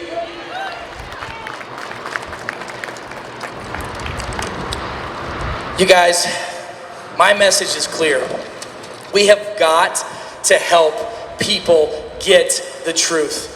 How many of y'all know that if they suppress the information, you can't find out right or wrong? How many of y'all are tired of having just a monologue whenever somebody gets on TV who told you at first that you shouldn't wear a mask and all you should do is social distance? Listen, I'm fine if you want to wear one, wear one. I'm fine if you want to social distance, stay in your basement. But here's what we've learned. We've learned from this thing, 7 months into a 14-day lockdown, by the way, we've learned that we should suppress and put folks that are sick and are weak, we should quarantine them. We should give them the right support. We should give them the love and nourishment and nutrition that they need to save their life. And the rest of us need to go out and get something called herd immunity. That happens every year with the flu. And you can't have a conversation about vaccines unless you have a conversation about herd immunity. It's essentially the science, if you will, the same idea. Even though what happens with a vaccine, when you get a vaccine that they're saying now that you have to have maybe 2 or 3 boosters to get immunity to, it's not long lasting. And by the way, did you all see on Monday Johnson & Johnson stopped their trials? Why? Because people were getting so sick that they needed medical intervention to take care of them. Did you see that? So here's the deal. Yes, there's going to be a vaccine. Is it going to be this week, next year? Who knows? Is it okay if you want to take it? That's your decision. And that's what I'm talking about, the freedom to choose. But if you don't have the freedom to choose, how can you make a decision to do it? If all you hear is you've got to do this or you're going to die, you're going to do it because you don't know any different. And the problem is this. The problem is that the people that got us into this problem cannot be around to get us out of it. I don't want to get too deep into the politics about this, but my last statement that I want to make is this. What is the end game? What is the end game? What's the end? What's the end? The end is this. The end is us being here. The end is us going, listen, we're okay. We're Americans. We can do things. We're Americans, not Americans. We want to get informed. We want to get educated. We want to get inspired. And we want to make the right decisions for us, for our children, for our children's children. That's why we're here today. And I just want to give a huge shout out to all of you for being brave and standing up and being here. Those of you that didn't get a chance to see it, we had an amazing parade this morning. There was a 1.5 mile to 2 mile long car ride, tractors, trailers, people from all over Missouri were in it going around this county, and just it was a blessing. It was just, I'm so inspired to be here, and I cannot wait to do this again, because ladies and gentlemen, this is not going to end on November the 3rd. We have got to stay strong. We have got to stay brave, and we have got to tell the truth, the whole truth, and nothing but the truth. So ladies and gentlemen, please vote for those who are going to push freedom, who are going to open up the country, who are going to give you the right to choose your medical choices. Ladies and gentlemen, there's a 74-year-old man who's probably the most stressed out person on the planet, who probably doesn't eat the best diet, and yes, he's a little bit overweight. He's the president of our country, and he walked through COVID in 3 to 4 days. And you can too. And the protocols that he's using is zinc, D3, probiotics, vitamin C IVs, and he's doing a couple other things that we all have access to. And I'll tell you right now, the last thing I want to say. We were doing a Facebook Live the other day. We had 11,000 people on there. We were talking about the protocols that we use during flu and cold season to prevent sickness, and if you get sick, how to reverse it. I'm not even kidding you, 24 to 48 hours. I'm talking about flus, colds, symptoms, all that stuff. You guys can go to ericnepute.com and find that. It's there for free. And I got fired up, and I was going to give away 3,000 bottles of zinc because right now there's a national shortage. It's hard for people to find that. So we said that we're going to give away that. We went from 11,000 people on there to immediately, once I said that, it went to 1,000 people. That's suppression of information. They don't want you to know. They want to keep you fat, sick, nearly dead, and ignorant. And that's not okay with me, and it shouldn't be okay with you. So you need to vote for people like Peggy Hubbard. You need to vote for people like Parsons. You need to vote for all the men and women that came up on this stage. You need to vote for Dave Linehan down in South County, because we need strong Americans that are going to stand up for our freedom to choose, our freedom for health, and our freedom to do what we want to do. God bless you guys. God bless America, and God bless the world. Thank you.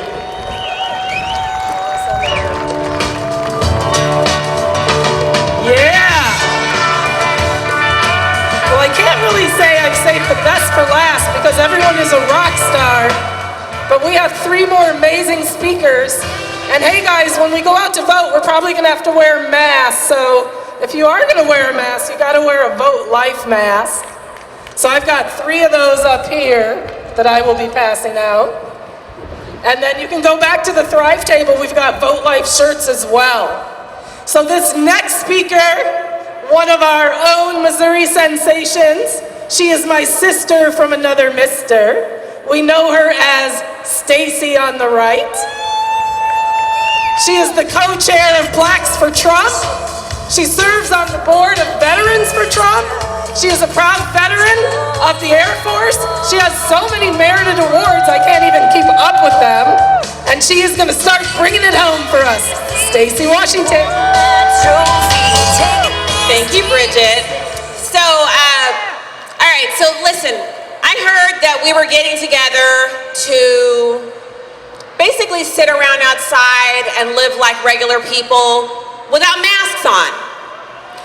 So, I'm excited to be here today because there's something amazing that's happening in this country, and that is that people are actually waking up to what a lot of us have been aware of for about 10 years, since pre-President Obama. And that is, some people don't really like our Constitution. Some people don't really like the fact that we have freedom and we have the ability to communicate with each other, share our political ideas, vote for whoever we want, regardless of our permanent tan. Do you guys feel me? So when I hear that we're gonna get together on a beautiful Saturday afternoon, the breeze is blowing, and we're gonna talk about what makes our country great, how we're able to worship and believe in God and share and actually have our First Amendment and our Second Amendment, I had to be here. Now, the thing that is actually the biggest news story right now that I want to touch on before I get to the rest of my remarks is what happened last week, where the debate commission said, I don't think you should have a debate in person. And so they canceled it when President Trump said he wanted to debate Joe Biden in person without assistance. Joe Biden and President Trump, mano a mano, standing there next to each other, no helps, just those 2 men discussing why either one of them would be a choice for president. The debate commission shut that down. And then, as if on cue, the story drops about Hunter Biden. Hunter Biden, a man who made $83,000 a month on a Ukrainian energy company board when he has no experience in the energy industry. He was peddling influence. He did that because his father was the Vice President of the United States. Now, I can tell you, if you or I got onto a board in a foreign country, that would be called, I don't know, foreign lobbying, and it would be unauthorized, and you'd probably be getting a visit from some government agency with 3 letters in its name. You would not be permitted to do that, but he was. He made all of the money. He also got a check for $3.5 million from some mayor in Russia. Remember who was impeached for a phone call to the Ukraine? Who was that? President Trump, who actually went overseas to the Ukraine and peddled influence and did things that should be an impeachable offense. Oh, okay, so you guys are aware. So who is the one who got the check again from Russia, the mayor in Russia? Was it President Trump? No, it was Hunter Biden who got a $3.5 million check. So the story breaks that Hunter, almost 2 years ago, drops off 3 laptops at a place to get them repaired because they have water damage. He then leaves them there for over a year, and the owner of the repair shop says, oh, you know, these are mine now, unclaimed property. He takes a look at the hard drive and sees some things that we can't discuss here because there are children here, and let's face it, I'm a married mom of 3, but I'm not talking about what was on that hard drive. It's indecent. So you got that information. The owner of this computer repair shop takes the hard drive to the FBI. Crickets. He takes it around. Is anyone interested in this? Crickets. So he makes a copy of the hard drive, gives it to the FBI, who does nothing, and now we have this story breaking last week. What else broke last week? Twitter. Jack Dorsey, who's a St. Louis native, by the way, actually shut Twitter down, prevented people from clicking on the link, and made it impossible for Americans who aren't as politically astute as all of you are to find out just how corrupt and well paid off the Biden family is. It's not just the Biden family, it's Biden Inc. Hunter Biden and his father peddling influence and selling out the American people abroad while Democrats impeach President Trump as if he did it. So that's what's at stake here. It's the truth, the ability to say what the truth is, the ability to speak truth and to have it properly reported. The ability to say, you know what, I am black and I'm voting for President Trump. I am a black woman in America. I served this country on active duty in the Air Force, the 4th generation in my family to do so. I went to Saudi Arabia and drove 20 years ago before the women of Saudi Arabia got the right to do that. And if I want to vote for President Trump, no angry liberal, no Democrat, no person tossing names and the race card is going to stop me. So that brings me to the other thing. And you know what I'm going to say to you right now. We have an opportunity not just to elect President Trump for 4 more years, but to actually turn this nation back in its proper direction to God. And I'm so serious about that because whether or not we get the result we want in November, we still have a maker to which we will answer. And we're going to be held accountable for whether or not we stayed home and slept in on election day or voted. Whether we told our neighbor why we're voting for President Trump or we kept it to ourselves. Whether or not we're actually putting him first because that's the only way this country gets fixed. I know President Trump. I've spent time with him. And he's amazing. A person who would actually work for free for the American people. A person who cut his teeth with all of the mob people in New York City, building things like skyscrapers and ice rinks and all of that, rehabbing Central Park. This is a man who was actually born and bred to go to Washington, D.C. with one hand tied behind his back, 98% media coverage negative, and still get more done than any other Republican or Democrat in modern history as the president, save Lincoln. So what I'm saying to you is, if he's gonna go that far for us, I'm gonna go even farther for him. I'm praying for him every night at 8 o'clock, and I'm asking you to do the same. I'm telling every person, if you strike up a conversation with me, you're gonna hear about God, Donald Trump, and our Maltese. That's what you're gonna hear about. Wherever you hit me up, I'm telling you, it's your deal. You ask me, I'm gonna tell you. So that's why we're here today. I wanna charge you up. I actually am so sick of the Democrats, but we still have a few weeks left. And we've gotta get this done. We have to bring it home. Not just for President Trump and Vice President Pence, but for your kids and my kids and our grandkids and generations of kids who are gonna come and they're gonna look back at this time and they're gonna say, wow, what was going on in America? where one candidate thinks that you can change genders as a child as young as 8 years old, where one candidate thinks that abortion up to the moment of birth is okay, where we abort 1 million babies a year, where we actually let other countries steal our intellectual property and then we pay them for it. That's what they're going to be looking at. And I want to be able to say, if I'm still alive then, that I fought with everything within me to stop that. That I didn't rest. I took every moment captive to stop this invasion. And it's not an invasion from outside, it's within. It's the Democrats and their crazy desire to create a utopia here. There is no utopia.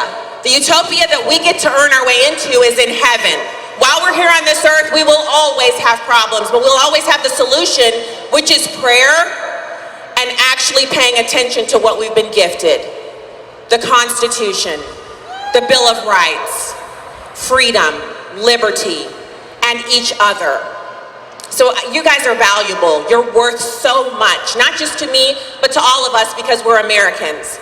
Don't forget that and make sure you get out to the polls, take your friends, take a bus full if you need to. Get out and vote in person.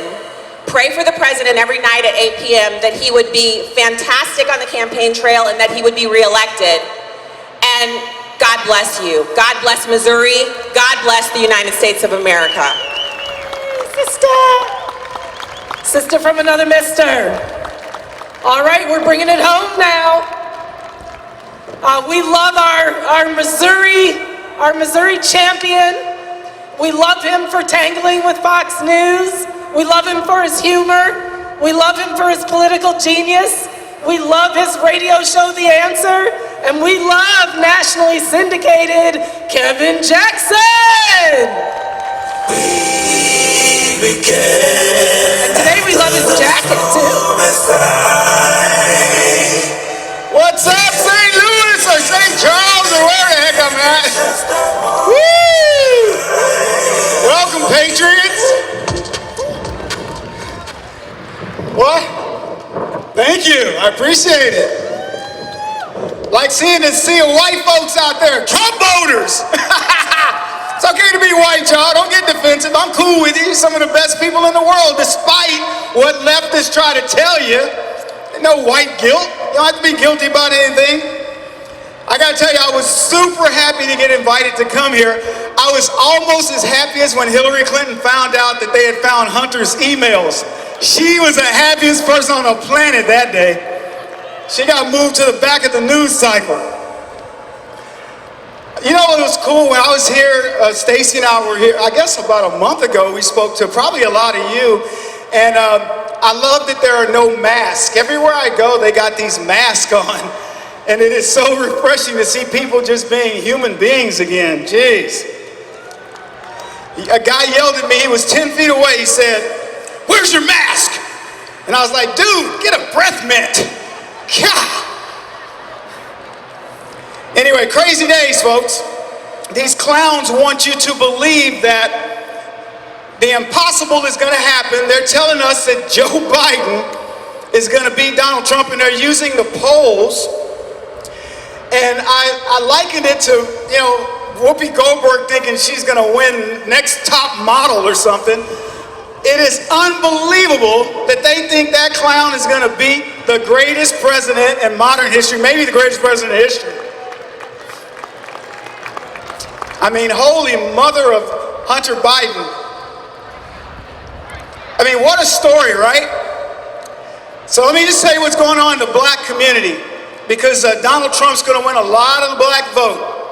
And here's why. Because we all know a crackhead. My father was a crackhead, so I can talk about crackheads. And I will tell you, crackheads do not leave the Navy with an honorable discharge unless daddy interfered. So that's number one. Crackheads do not get $3.5 million from Russian oligarchs' wives. Crackheads do not sit on the boards of multinational oil companies and not know anything about oil and gas. Because I know a lot of crackheads and they live under the freeway where I live. So I don't know how they think they're going to get out of this, but I'm excited to see it. And I think everybody should be wondering what in the world is going to be coming next, because Donald Trump alluded to it when he told Biden during the first debate, "We got you, we caught you," and I think he was alluding to those emails. If Hunter Biden's last name was Trump, we all know what we'd be talking about. It would be in the news cycle endlessly. That is the definition of white privilege, if I've ever seen it. And the left knows it. And they're afraid of it because now he's been uncovered, it's been discovered, but it's bigger than what you think. Because what Hunter Biden is proving is that Fast and Furious, veterans dying on waiting lists, the IRS scandal where they were not letting conservatives get their 501c3 status, all those other scandals that they've lied about is all coming back on Hunter Biden's shoulders. And I warned him on my radio show, I said, look, because I had a bunch of lefties calling in, I said, don't put your trust in a crackhead. I know a bunch of them, and they are not to be trusted. So anyway, so I don't know if you guys have seen the latest polls, but they have Biden, I think he's leading Donald Trump by like 40% now. Or is it 60%? Or is it like 80%? Hey, I got a question. How many of you guys have taken a poll? You have? Let me see the hands. Okay, let me ask this. How many people have not responded to a poll? Okay, I was just making sure. Yeah. Anyway, I was thinking, is there anybody in America who believes that we will elect a president that suffers from dementia? Because I think that people are finally realizing what's going on with Biden. And by the way, you ain't black, people. I just want to let you know that. You ain't black. Let's look at Joe Biden's lies. He actually said that he marched during the civil rights movement. I'm just going to recap a few of these, and I'm telling you why the black vote is going to move to Donald Trump. We're guessing probably about 30%. But Joe Biden said he marched during the he marched during the civil rights for blacks. They found out it was a lie. He said that he had gotten arrested with, the guy over in South Africa. They found out that was a lie. But he tells us that Donald Trump lies about everything. It's unbelievable how much this guy can get away with or think that he's getting away with. And I just want to assure everybody it is not going to happen.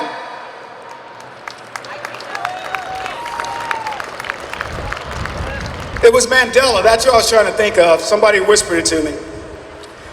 Joe Biden said he graduated in the top of his class. He graduated in the bottom. He said his first wife was killed by a drunk driver.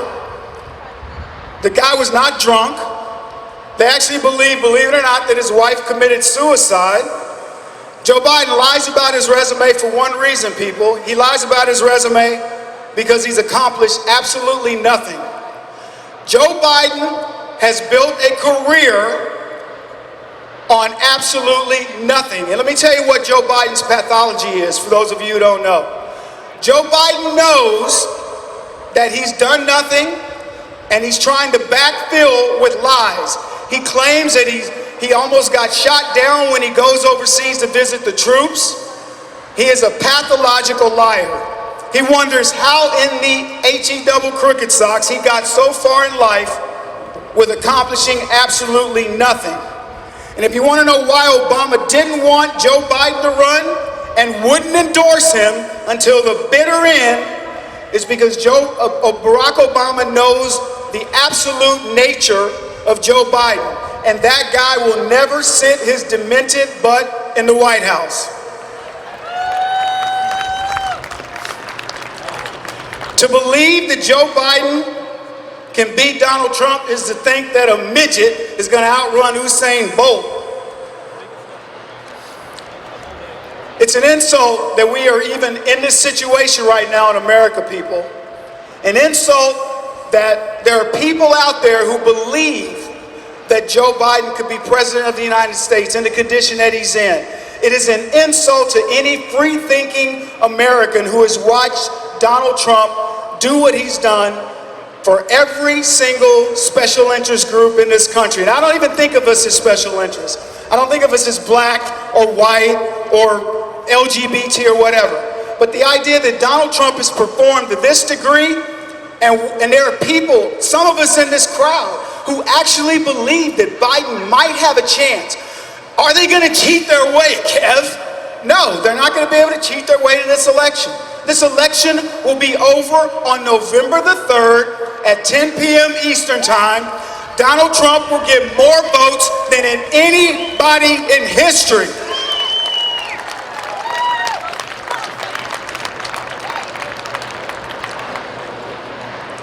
Can Anthony Weiner be a Chippendale?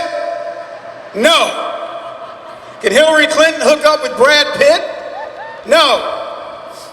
None of those things are going to happen before Donald Trump gets, in other words, none of that can happen because Donald Trump will be the next president.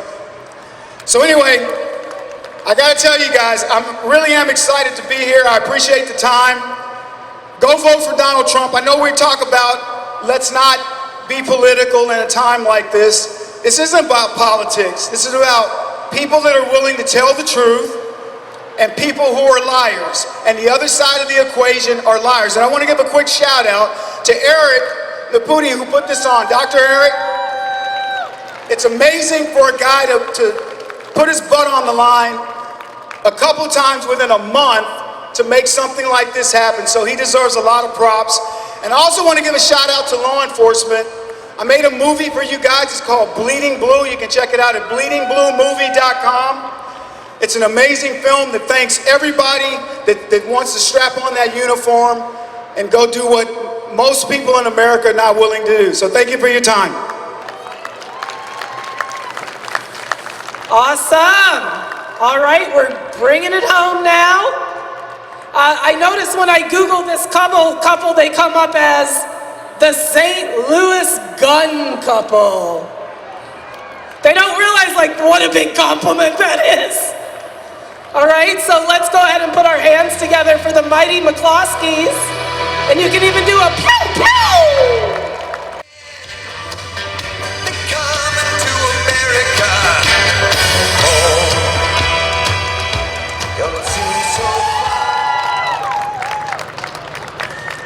Hello, New Hampshire.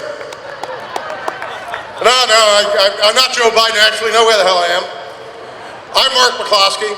This is Patty McCloskey. Thanks for having us here today, and thanks for the great turnout. Thank God for the great weather. It's a beautiful afternoon. How many of us own a gun? How many of us think we have a right to use it to defend ourselves? How many of us think we'll keep that right if Robert Francis O'Rourke becomes a gun czar of the United States? And that's going to happen unless we re-elect Donald Trump.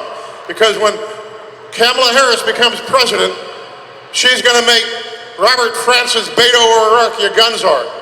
She's going to make AOC your economic czar. She's going to make Bernie Sanders your health czar. Imagine the United States with that lineup. So I start with a Declaration of Independence. We hold these truths to be self-evident, that all men are created equal, that they are endowed by their Creator with certain unalienable rights, that among these are life, liberty, and the pursuit of happiness. Now you'll remember that Joe Biden tried to say that a little bit ago. He says, well, we hold these truths as the men, and maybe he was thinking about sniffing somebody's hair and he got confused, okay? But you know the thing. The problem is that Joe Biden doesn't know the thing. Joe Biden and the Democrats don't understand the thing.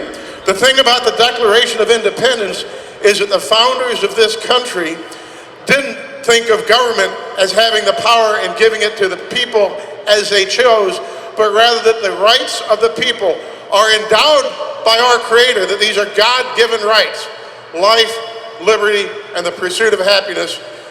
And when the framers of the Constitution put down the words in the Constitution, they weren't creating rights, they were putting down on paper rights given to us by God.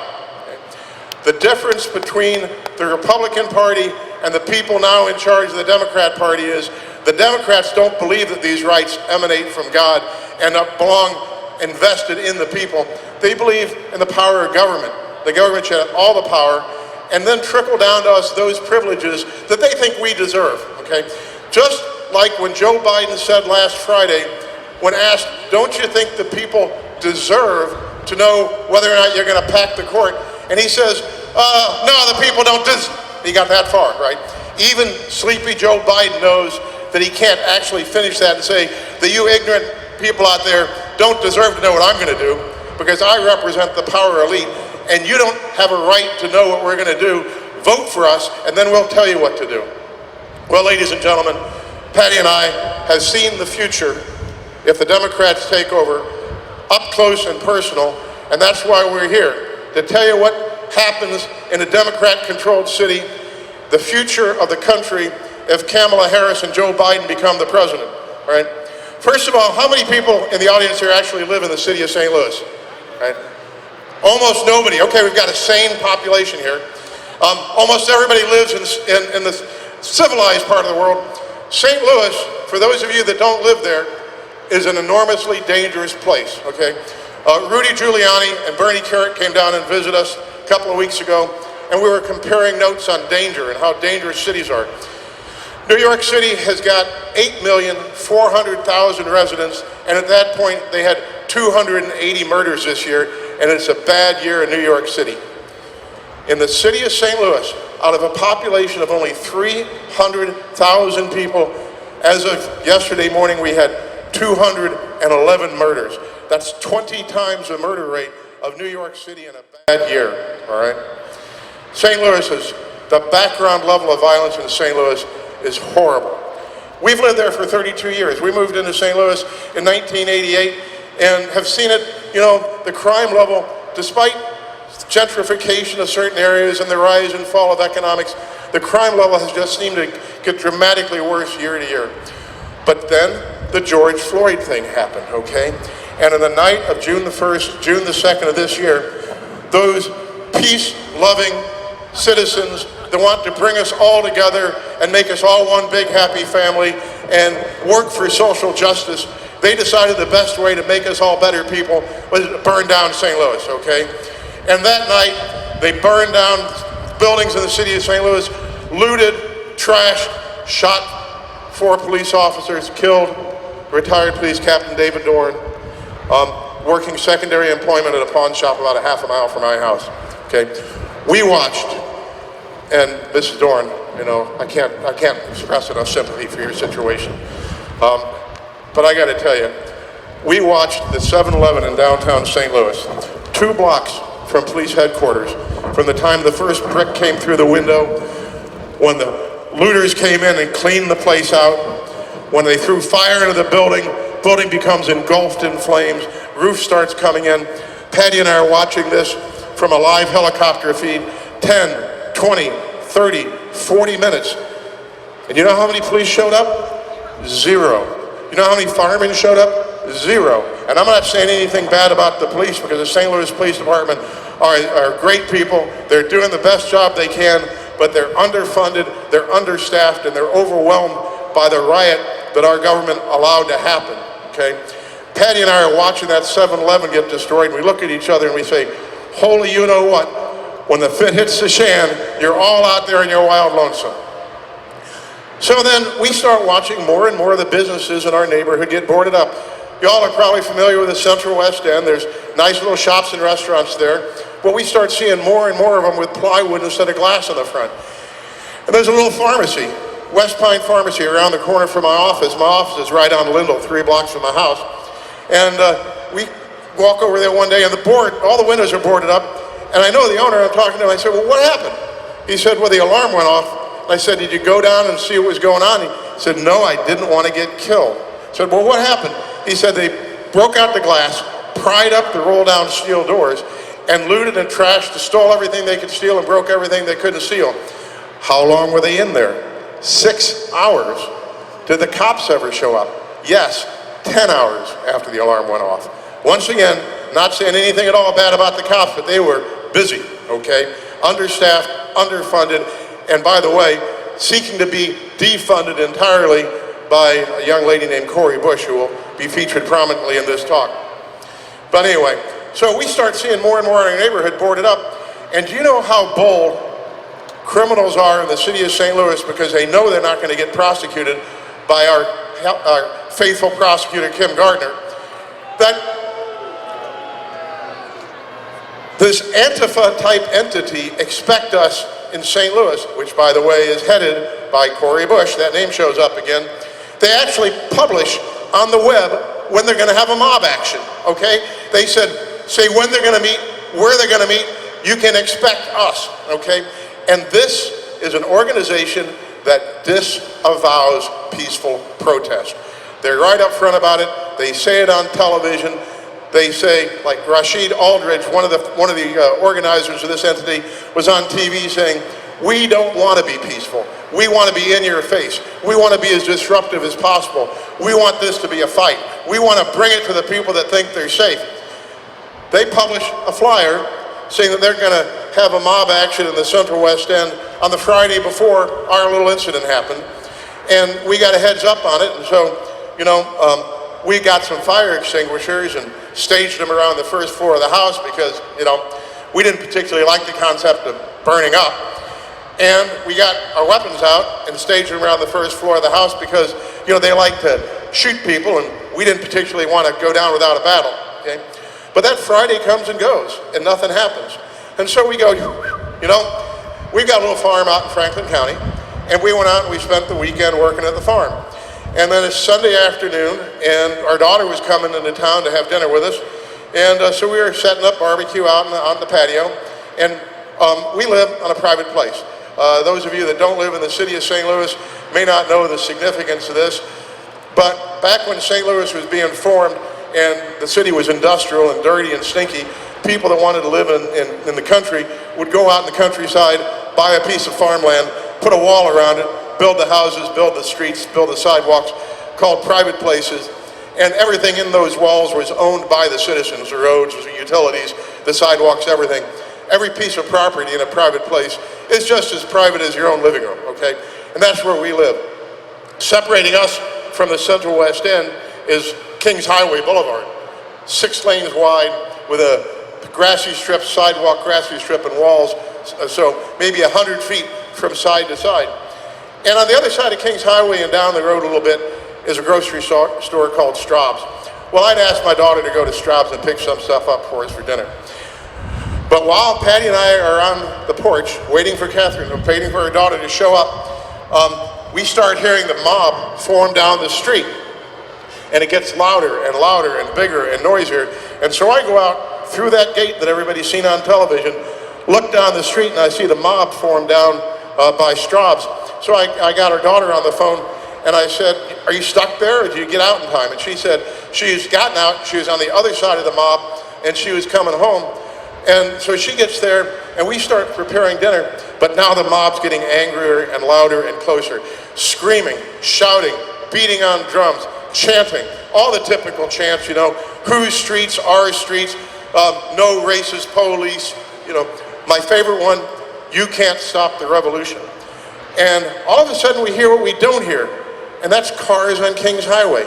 Kings Highway is always noisy, constant traffic, constant ambulances, but there are no cars on Kings Highway, and we realize that the police have closed down Kings Highway to let the mob use it, okay? And now we look at our gate and the fence that separates us from Kings Highway that's been there since 1888. And all of a sudden, the first few people of the mob start coming by, then all of a sudden, all of Kings Highway, from side to side, as far down south as we can see, is filled with people screaming, shouting, chanting, beating on drums. What we don't see, any police. The police had closed down Kings Highway to allow the mob to use it, but there's nobody guarding our gate, nobody guarding the entrance to our community. we've got one private security guard on Portland Place, and he skedaddled, nowhere to be found, okay? Patty and I look at each other as the street fills with this angry mob, and once again we say, God, I hope they don't come our direction. Right then, the gate bursts open. Now you gotta appreciate this because this is one of the most lied about aspects. Do you believe that the press out there will actually say things that aren't true? I mean, you know, God forbid, but these gates have been there since 1888. They're a set of bat wing gates. They close with a lock that locks automatically. I had just walked through that gate after looking at and photographing the crowd down by Straub's, pulled it closed myself, and it was locked. Well, if you pop it hard enough, you can get the bolt to come past the tab. So somebody pulls open the one half of the gate. The other half of that gate is staked to the ground with a steel stake with a padlock through it. It cannot open. Well, somebody pops open one half of that gate, folds the other half of it down, and the people start storming in. Now, I stepped out on the wing of that porch, and I addressed the crowd that was coming in, and I said the two most hateful, racist, white supremacist words known in the English language. I said, private property, okay? Private property being antithetical to everything that this entity stands for. When I said those hateful, nasty words, private property, they started storming in ever so much more so. Patty and our daughter go in the house to call 911. I went in the house and I grabbed my AR-15.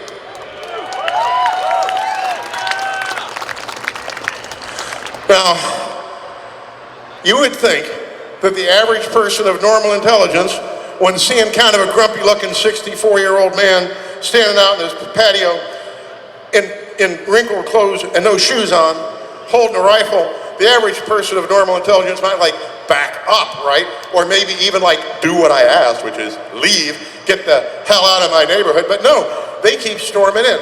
So I'm standing there figuring, what the heck am I going to do? I don't want to hurt anybody, don't want to shoot anybody, but I don't want to die. We just seen how this mob goes from chanting and shouting to burning and killing, and for a month now, and I didn't want to get killed and I didn't want to get burned, but I also didn't want to have to hurt anybody, but you don't sometimes have a choice. And I thought Patty was still inside talking to the cops on 911, but all of a sudden I see her show up between me and the mob, okay? Now she's right out by the middle of the grassy area, maybe 10 feet, waving that dumbass little Brico pistol over her head, which she knows doesn't work. You know, I've been married to her for 35 and a half years now. She finished first in her class at Penn State, highest average in 47 years. I used to think she was pretty bright, okay? But here she shows up in front of this angry mob of 300 to 500 people, waving a gun over her head that she knows doesn't work. And out there now between me, I've got a hedge, a stone wall, and 40 feet between me and the mob, and she's standing out there in it. But now I've got a problem, because I don't have a clean line of fire, right? If somebody takes after her, if she gets grabbed or she has a problem, I can't fire because I might hit her, and I kind of like her a little bit and wouldn't like to accidentally put a bullet in her. And so now I've got to go out there and go down and be on the front of the house, in front of the lawn. And so I go out on the front porch, and these people, this peaceful protest, screaming death threats, arson, we're going to kill you, we're going to rape you, we're going to burn down your house, we're going to kill your dog, making every kind of rude and unrepeatable comment about Patty's personal anatomy and where they're going to put that pistol when they take it away from her, and all these other things. Pointing up at the house, that's going to be my bedroom, that's where I'm going to have my dinner, that's where I'm going to take my shower after we kill you and take the house away, right? And we're standing out there, and they've got these two guys that are out there just to be intimidating. They're wearing body armor. One guy's got on camel-colored body armor. He reaches into the ammo pouches on his armor with both hands, pulls out 2 loaded magazines, shows them to me. I'm close enough I can see they're loaded with shells, clicks them together, points at me and says, "You're next," okay? Guy standing next to him is wearing light-colored body armor. He turns around, he's got a sign on his back that says, "Human Shield," and he's carrying a sidearm. And they keep inching closer and closer and closer. And I'm standing here, and Patty's standing next to me, and you've seen this picture. I lean over like this, and I got my rifle in my hands, and I'm leaning over like this. What I'm saying to Patty is, if that guy comes any closer, I'm going to have to kill him. and took the selector switch on my AR and put it in the fire position. She leans over to me and she says, "You're not killing anybody tonight." The voice of reason, okay? And we held him off. And after 14 or 15 minutes, out of which the media that would never try to distort anything shows you a video clip of the last 32 seconds after almost everybody's gone, okay? But we held him off. Nothing got burned, no one got killed, nothing even got spray painted. The only casualty of that day, other than our peace of mind and our sanity, you know, was that 132-year-old gate. Now that's the story that made the newspapers, and that's the story that everybody heard of, but that was the easiest of our events, okay? Because here's what happened afterwards. This is a story that doesn't make the newspapers. We had a client of ours, a young African-American lady that we'd known for a long time, represented her and most of the members of her family. Lovely girl, somebody that we felt was family. I mean, we'd gone to their graduations, we'd gone to celebrations at their houses. There'd been times when Patty and I had been the only Caucasians at events in their family.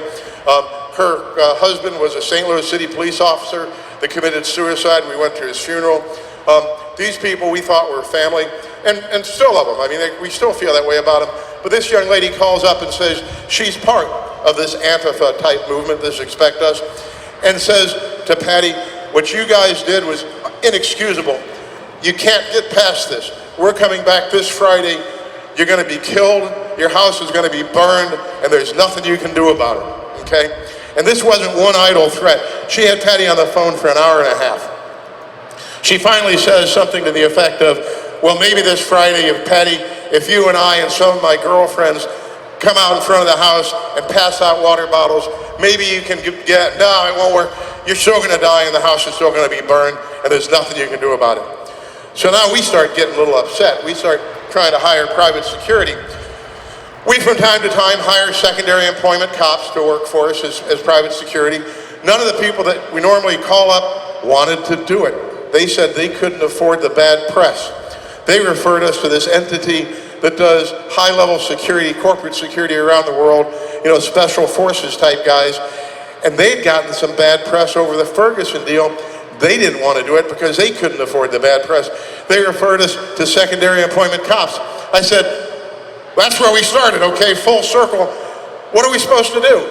And a guy says to me, "If I were you, I would just take whatever you can't live without, put it in your cars, drive away and just abandon your house." And I said, "No effing way in heck, we're not going to do that. We're going to go down to the ship if we have to, but we're not going to abandon our house." Now, earlier that week, I'd gotten a call from a gentleman at the White House, and he called me and he said the president wanted to express his support, and if there's ever anything we can do for you, let us know. Well, I called that guy up and I said, well, now's a pretty gosh darn good time, okay?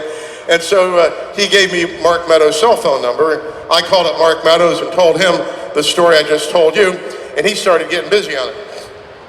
The next call I made was to Tucker Carlson.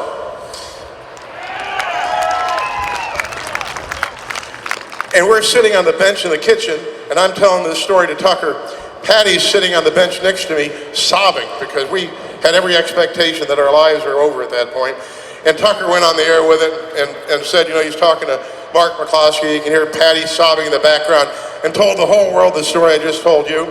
And we get off the phone with him, and now it's like Thursday night, and that Friday, July 3rd, is when we've been promised to die and have our house burned. And our daughter's still there. And we'd spent the whole week not sleeping, but trying to secret away our possessions and put the glass row away and save things that are valuable. A daughter comes up to us, gives each of us a hug, and says goodbye to leave and to go back to the city she lives in, expecting that she would never see us alive again. So that Friday comes, and the mob forms again, and starts to build outside our wall. Now the FBI estimates that mob to be between 500 and 1,000 people, chanting as they're walking up the street, "Burn the MFer down," and all the other things that they can chant. But I got to tell you, it was a different story that Friday, because when that mob approached the house on Friday, July 3rd, we had FBI light aircraft circling the top of the house. We had 6 Navy SEALs guarding us. We had, thanks in no small part, I think, to Tucker Carlson, we had 10 secondary employment cops from rural jurisdictions that weren't afraid to get dirty if the job depended on it. And even though they were told to stand down, I got to hand it to the city police. Chief John Hayden himself came out in front of the house, met with our private security, and spent most of the night there himself. And when the crowd surged up against the now heavily reinforced fence, he would go out there and try to talk them back down, okay? And this went on from 7 o'clock at night or so. I think we finally got the all clear at about 4 o'clock in the morning, all right? This was not a small or short-term event. I'll tell you one funny story, and then I'll tell you the real reason why we've been doing this. Sometime in the middle of the night, 1:30, 2 o'clock, some of our Navy SEALs are scoping the high rises around us, and they see somebody scoping back, like somebody with a rifle and a scope, and they drop on us like rocks, right? And then the radio goes off. Turns out that was an FBI sniper running cover for us. So, but here's the deal, and this is why we just kind of dedicated ourselves to campaigning for the president from that moment forward. Actually, it started on July the 4th. And that's because leading this riot outside my fence was this young lady, Cori Bush. She's on a megaphone chanting, "You can't stop the revolution. You can't stop the revolution. You can't stop the revolution." Well, Jim, the SEAL that was my personal bodyguard, standing behind me with his M16, he said, "Oh yes, I can." But the point is, that Marxist revolutionary, that person advocating the violent overthrow of our government, of everything we hold near and dear, is going to be my United States representative from the 1st District of Missouri, a woman whose organization vowed to kill us and burn down our house and kill our dog and everything we've worked for the last 32 years, now is supposed to represent me in Congress. And I've got a circuit attorney named Kim Gardner who hasn't prosecuted a single one of those people that broke into our neighborhood who are admitted trespassers. 250 people were arrested in the city of St. Louis on the night when they torched St. Louis and looted it and killed Captain Dorn. She's not prosecuting any of those people, okay? She chooses to charge us with felonies, okay? For doing what? For protecting our house against an angry mob. If you look at Kim Gardner's campaign material, she doesn't talk about law and order. She talks about changing the system. Once again, these people are Marxists. These people don't like the Constitution. These people don't like freedom and democracy. These people don't like what America stands for. These people are leftists, and there's no cure for it except to vote for Donald Trump. Am I getting a hook here? I hear music. I'll be brief. We've got the most important election of our lifetime. If Joe Biden gets elected president, which means you get Kamala Harris as president, Joe Biden refuses to say whether or not he's going to pack the court. Ladies and gentlemen, packing the court means adding additional justices to the Supreme Court. Congress passes laws. The president can veto Congress. Congress can override the veto of the president, but there's no appeal from the Supreme Court. If Joe Biden gets elected president and he and Kamala Harris pack the Supreme Court with more and more justices until they can do whatever they want to politically, they will do away with the Second Amendment. They will do away with the Electoral College. They will take away our right to have a meaningful vote in all the states that they call flyover country. We will be forever ruled by the East and West Coast elites that think they're smarter than us and think we're too stupid to take care of ourselves, which is why they won't tell us what they stand for. Vote for us, and then we'll tell you what to do. Ladies and gentlemen, in 47 months, President Trump has done more for this country than Joe Biden's done in 47 years. He's given us the greatest economy the country's ever seen, greatest economy the world's ever seen. He supports law and order. He supports the military. With Donald Trump as president, no veteran will ever die waiting in line for health care. He's not shy about saying Merry Christmas. He backs the blue, and he understands that we kneel when we pray, and we stand for the American flag. 4 more years. 4 more years. 4 more years. 4 more years. 4 more years. Thank you, ladies and gentlemen. Marcus McCullough, tell us why you're voting for Donald Trump. Number 1 is freedom. Number 2 is my rights so that I can carry a firearm. The biggest thing is like I want to protect my family. I have a 1-year-old daughter and I have a 12-year-old kid. And number 3 is the protection of businesses and small businesses because I have several businesses. And the sheer point I'm trying to make here is that if you don't support small businesses, this is what you get. You get a stalemate from another party that does not have the interest of small business owners and entrepreneurs who are trying to make a living and trying to do wealth creation for themselves and for their families and generations to come. So Trump has been a huge advocate. He's given opportunity zone funding if you want to own your own property and land, especially here in St. Louis, Missouri. In St. Louis and North City, there's tons of land and property, but it's about us investing in ourselves, especially the African American community. We are so down and we have been beaten so bad by this other party because of what they've been selling to young Americans, especially African Americans. So it's time for change. Trump 2020, this is who we're voting for. You know, NPR had a show yesterday on radio about how the black universities are doing so well.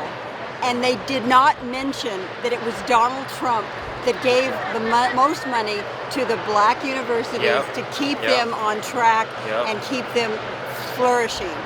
It is amazing how mainstream media just totally negates the truth and doesn't.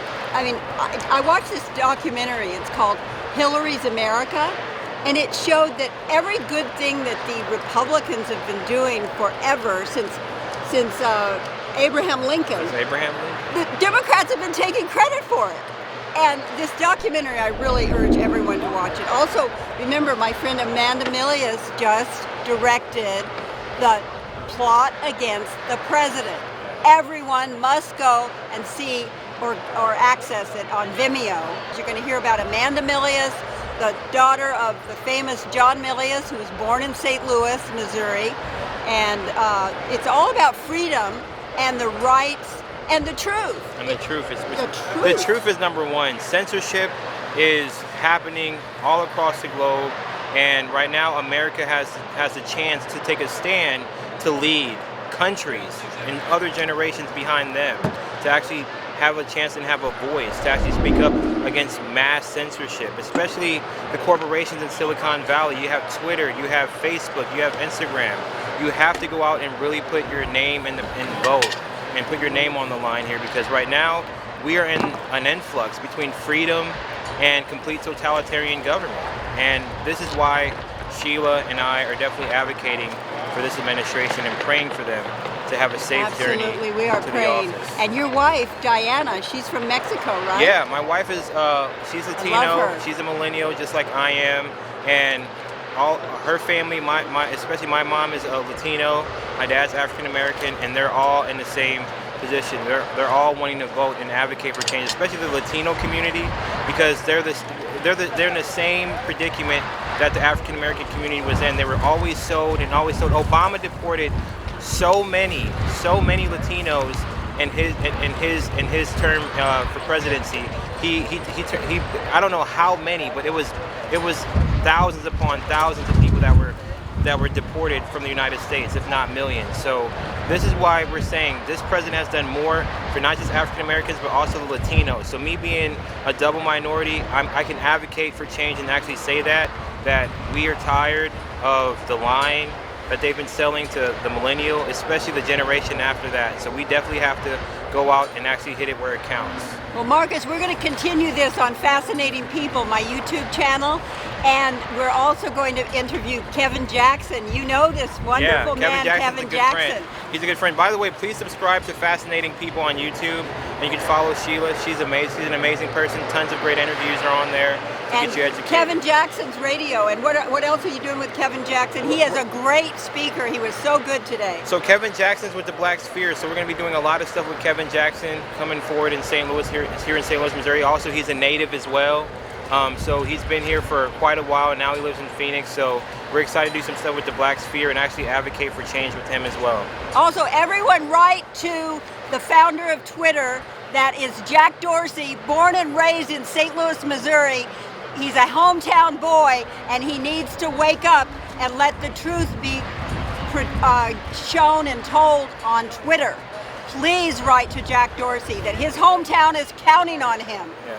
By the way, if you guys actually want to make your voices be heard, he's actually moving his Square company to the St. Louis Post-Dispatch, the old St. Louis Post-Dispatch building. So if you guys actually want to protest and actually go out and actually make effective change happen, please go downtown on North Tucker. That's where the St. Louis Old Post-Dispatch building is at, and you'll be able to find that they're actually doing construction right now on Jack Dorsey's new project. So you want to hit him where it hurts, that's definitely where you can hit him. That's wonderful. Thank you, Marcus. Stacey Washington was one of our greatest speakers today at this Freedom Rally. There you are. Stacey, give us your message, and why are you voting for Donald Trump, and or why are you a Republican? So I'm voting for President Trump. Obviously, I am on one of the president's, well, I'm a co-chair on Black Voices for Trump. I'm also on Veterans for Trump as an advisory board member. And the reason I'm voting for the president is because he has done more in 47 months than any other president before, and certainly more than Joe Biden has done in 48 years. And so the most important thing for us to think about as Americans is who is going to preserve our liberty, who's going to protect us, who's going to make sure that we have the same rights later that we have right now, and that's President Trump. Joe Biden actually has not earned your vote. He also says a lot of things about Black Americans that I think are pretty repugnant. Specifically, if you have to think about whether or not you're voting for him, then you're not Black. I think that's pretty insulting. And also the things he said about Blacks being natural-born predators, needing, the idea that we don't have any diversity of thought in our community like Hispanics do. The fact that he was able to stay home on quarantine because Black women were stacking the shelves in the grocery stores. That's not the kind of language we want to bring into the presidency.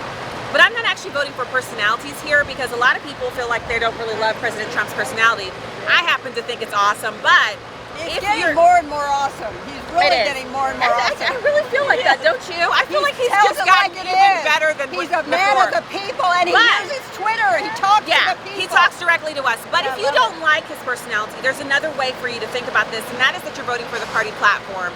One of the party platforms preserve your right to practice your religion as you see fit, to own firearms, to speak freely under the First Amendment. The other does not. So compare those party platforms and then make your decision, not based on personality, but based on voting for a party positioning that you agree with. And then the other thing I've been saying, and I want to just reiterate it here, is the election is super important and it's happening in November. But your eternal resting place is the most important thing you should be worrying about. And so we want to re-elect President Trump. I do.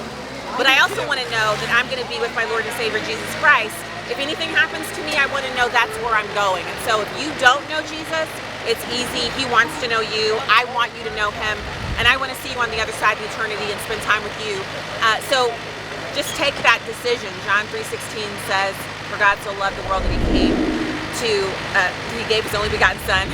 Whosoever believeth in him would not perish but have everlasting life. He came to give us life. So accept him. And then you don't have to worry about where you're going to be if something happens. And then, of course, for November, please vote in person. Please vote in person. And don't vote for personalities. Vote for the party platform that most aligns with what you believe. Go read the party platforms. There's summaries online. And you can find out exactly which of them is more suitable to you and then vote for that. And follow Stacey Washington. She is so articulate. Stacey on the right. So brilliant. StaceyOnTheRight.com. That's how you can find me. Say that one more time. StaceyOnTheRight.com is my website, and I will tweet out on my Twitter feed at StaceyOnTheRight the party platform comparison, so you can check it out for yourself. Read it for yourself. This is a brilliant woman. We're so blessed to have you. Okay, so I'm here with Peggy Hubbard. Yes. And then if you would just kind of introduce yourself and explain a little bit about yourself and what's been going on. Hello everyone, I'm Peggy Hubbard. I am from Belleville, Illinois. I am a former candidate for U.S. Senate, and I am a newly signed candidate for U.S. Senate against Tammy Duckworth of the U.S. Senate in Illinois who represents Illinois. So that's who I am. I'm former law enforcement. I'm former military, Navy. I'm NRA. I'm pro-life. I'm pro-Trump. I'm pro-American First, and I rock a pretty mean Harley. Okay, cool. Now, recently you said now you've been hit by censorship by the big tech companies like Facebook. So you were on Facebook and Twitter and all the... I have Facebook, Twitter, Instagram, Snapchat, TikTok, and 11 days ago, 12 days as of today, I touched on the story about Joe Biden and Hunter Biden, what's happening in the Ukraine, and how Ukraine was about to issue some charges against them for this pay-to-play scheme. And we also, Joe Biden on film saying, if you don't get rid of this guy, we're not going to give you the money. That's it, yeah. So now we're finding out all of this, but I touched on this first, and 12 days ago, and Facebook shut me down, and Twitter took away my page, and Snapchat, Instagram, and YouTube, as of yesterday, came down. Yeah. So anything, censorship. That's what I hear. Anything that's in regards to Hunter Biden, if it's shared, that automatically become a target. And I think the Twitter was shut down for... Shut down. They took me all the way off. I'm still not on. Right. And apparently Twitter Jack shut Twitter down specifically to change the algorithms to target people who were sharing the Hunter Biden post. Yes, he did. And Facebook was doing the same thing. So as soon as you posted anything about Hunter Biden or Joe Biden regarding the situation with the Ukraine and China, as soon as you posted that, automatically on Facebook, it violated our community standards, and people were actually getting 7-day, 10-day, 30-day rips. Correct. They took me all the way off. I cannot, I can't comment, I cannot post, I cannot go live feed, I can't do anything, and I have over 500,000 followers, 500,000 followers worldwide that wait to hear what I have to say and think, and Facebook and Twitter totally shut me down. So I got a hold of Ted Cruz's office and my congressman, my boss, to let them know that they're coming after us, and I'm not the only one. Now, in order for folks to be able to catch up with you, since all the major platforms are being taken out, all the patriots are being removed, are you on Parler? I am on Parler. I'm under PA Hub 43 at Parler. I'm also still on Facebook. Okay. You can join my page, but right now I can't see it. It's Peggy Hubbard, public figure. Right now I do have my YouTube, but I cannot post, nor can I do a live feed. So you can go and like my channel. I actually had to hire, and this is unfortunate, in America. Yeah. Your First Amendment right, and you have to hire an attorney to actually protect our First Amendment rights. This is something that is granted to us in our Constitution, and they're taking that away. Correct. So you don't like what I have to say about a candidate, but if this was President Trump, the floodgates would be open. Correct. This would be leading on every major news agency, but they're taking our free speech away because this is a candidate that everybody knows Jack Dorsey backs and also endorsed Biden. Everybody knows that Mark Zuckerberg also backed and supports Joe Biden. So there's your coincidence, there's your smoking gun right there, that they don't want us to give out the truth. Yes. And that's what's happening with me. That's the reason why the censorship crackdown is happening right now. Yes, it is. So if you don't believe that people are being censored, Peggy's #1 example. It's happening across the board. My Freedom Fighters Radio was taken down. All of her content and everything has been removed off of Facebook, Twitter. So they are cracking down, folks. But you can catch up with her. Remember, at Parler, look for Peggy Hubbard, and then your username on Parler again is? It's PA Hub 43 on Parler. You can find me there. I would love to have you follow me. I'd love to have all my patriots and all my Americans that thirst for freedom and want to know the truth. Follow me over on Parler. I would love to have you. I'm fighting to get my Facebook page back. I'm not going down without a fight, and it's going to take all of us Americans to speak out and not be silenced. They can't silence us all. So we have a fight. Yeah, now's the time to rise up. You can't wait any longer. Get off the couch cushions and start making an impact across your community. Now, make sure to catch up with Peggy on her Parler page. She's got a lot going on, but that way you can connect with her, and then you can find out where she's going to be posting more videos in the future here, so you can keep watching and keep helping to support her. So I'm also going to be in Staunton, Illinois tomorrow for the Back the Blue President Trump rally and parade. I'm going to be speaking there, and I'm also going to be going throughout the states to speak and push our president back into the White House 4 more years. And if you don't believe censorship is happening, a black Republican female, conservative, veteran, pro-police, former police officer. Thank you. Yes. Yes, they are. They're shutting us down. They don't want the truth to be known. So I appreciate the time and letting me have Peggy, a say. thank you so much. You're a It's my blessing. honor. Listen, My honor. and you're also a soldier in the Army of the Lord, so we just thank you so much Thank for what you. you're doing. Yes. And that was Peggy Hubbard, folks. So Bye, everyone. Yeah.